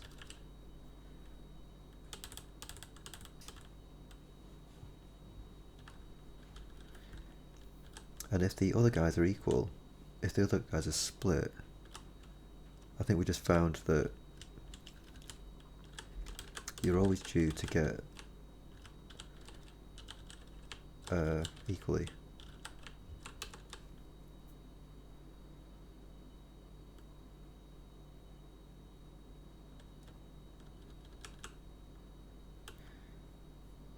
Did we find some situations though where a split actually favoured the split?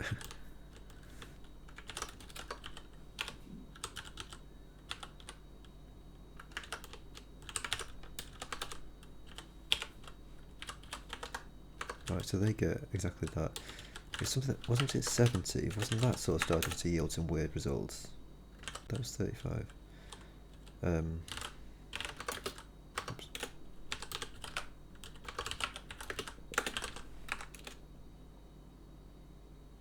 32.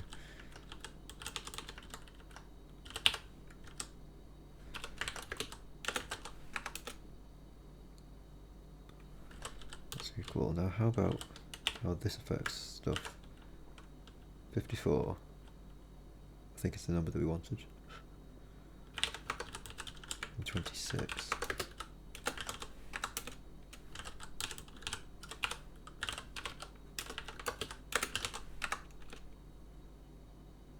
Yeah, right. You see what happened there? Exactly the same number of votes. 70 seats yields 35 for the block. And 35 for the other guys. A split of 64. Oh, mind you, I actually need to compute it, don't I? So that's actually equal.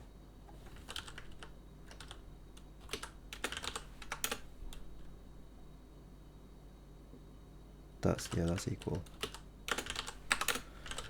And this is equal. What was the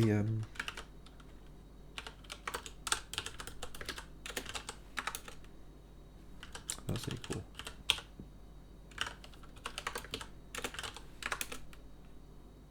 That's equal. I'm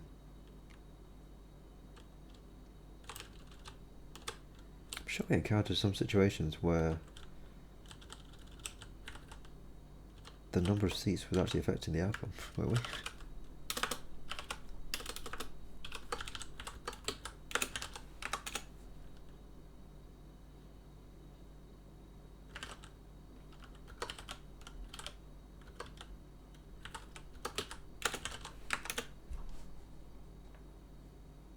So here, got 12, 12, 12.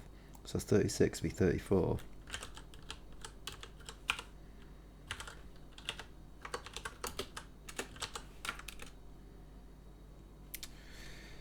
And then 32 v 32. So yeah, that was the situation, wasn't it?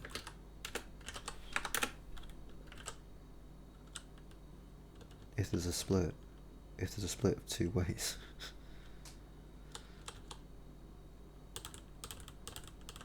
So they're split two ways and we're equal.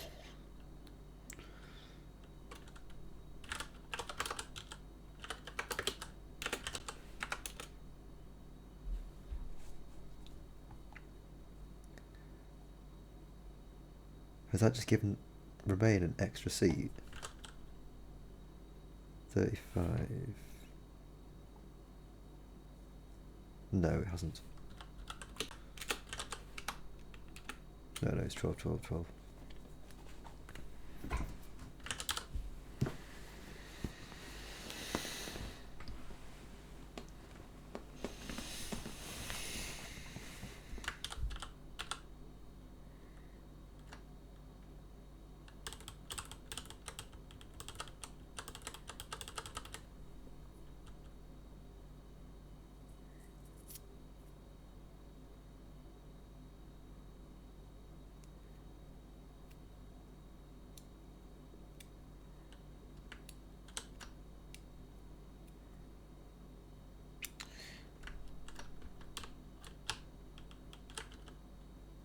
So this one was dependent on a three-way split, a three-way equal split, and a two-way equal split, and 70 seats. Let's just mark that down. Mark that down and then we can go. So we're talking about 70 seats.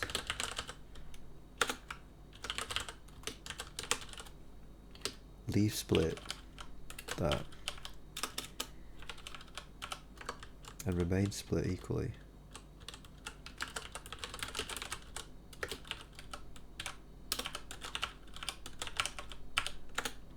This yields 36 to 35 to 34. Right. But 70 seats, same split, 64 seats.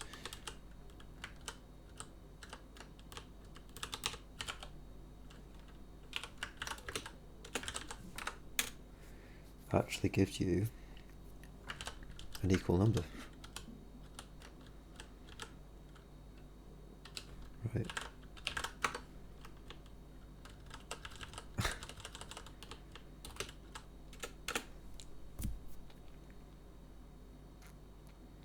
So yeah, it's really not easy.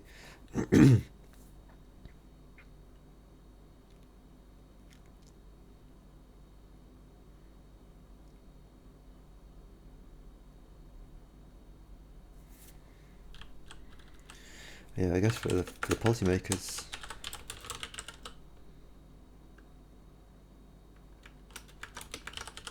figure out the optimum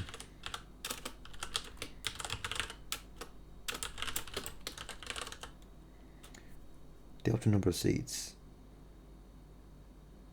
that yields the most stable split.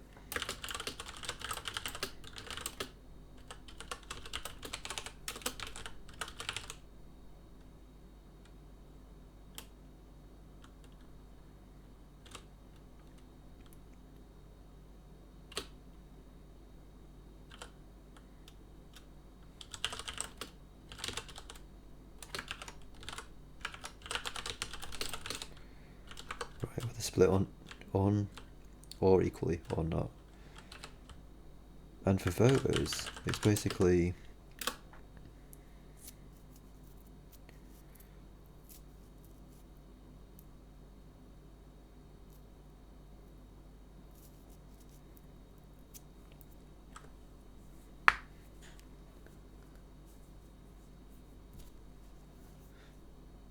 see what you're playing with, isn't it? It's like, see how the other guys are split.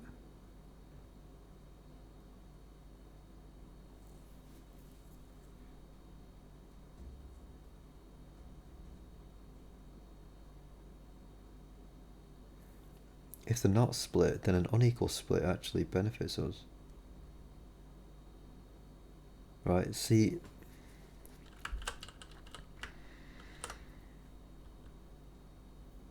depending on the number of seats available,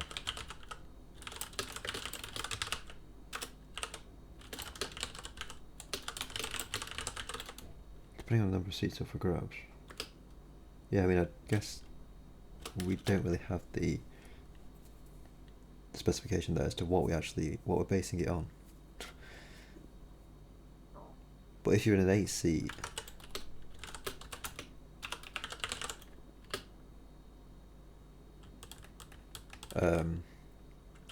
if in an 8-seat region and the opposition is on split,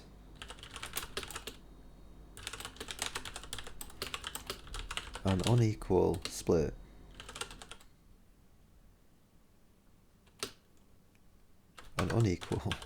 three-way split will yield a fair result. Could yield. Right. Could yield a fair apportion, I guess.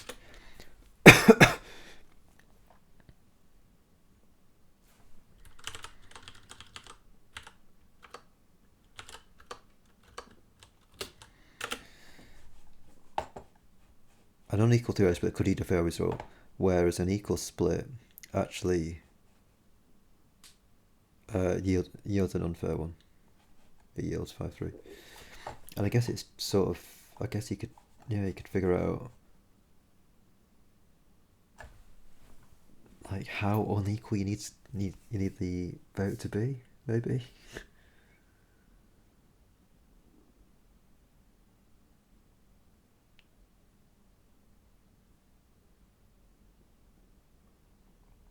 Yeah, I guess that's the best I can do.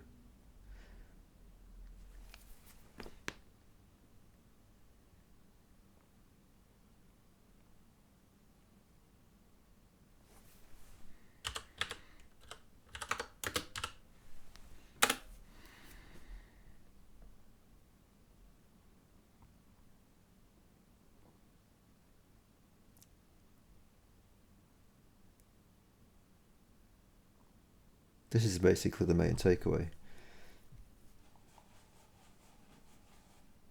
Right, this is basically encapsulated in here.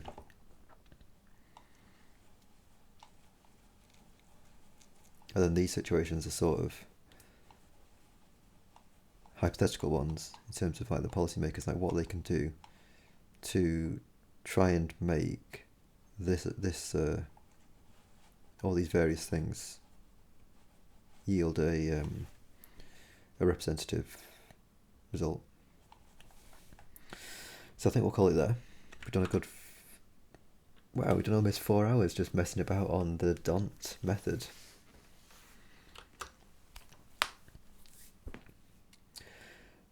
So yeah, that's it. That's probably one of the last words on the European Parliament elections for another round. I think I might tweet the findings here. Maybe a quick little link to the time code in the video where this kind of conclusion stuff happens. And yeah, if you're in the EU, get out and vote tomorrow. Whether you're in the EU, whether you're in the UK, which is due to leave, or whether you're in any of the other 27 countries, go for it. Be represented.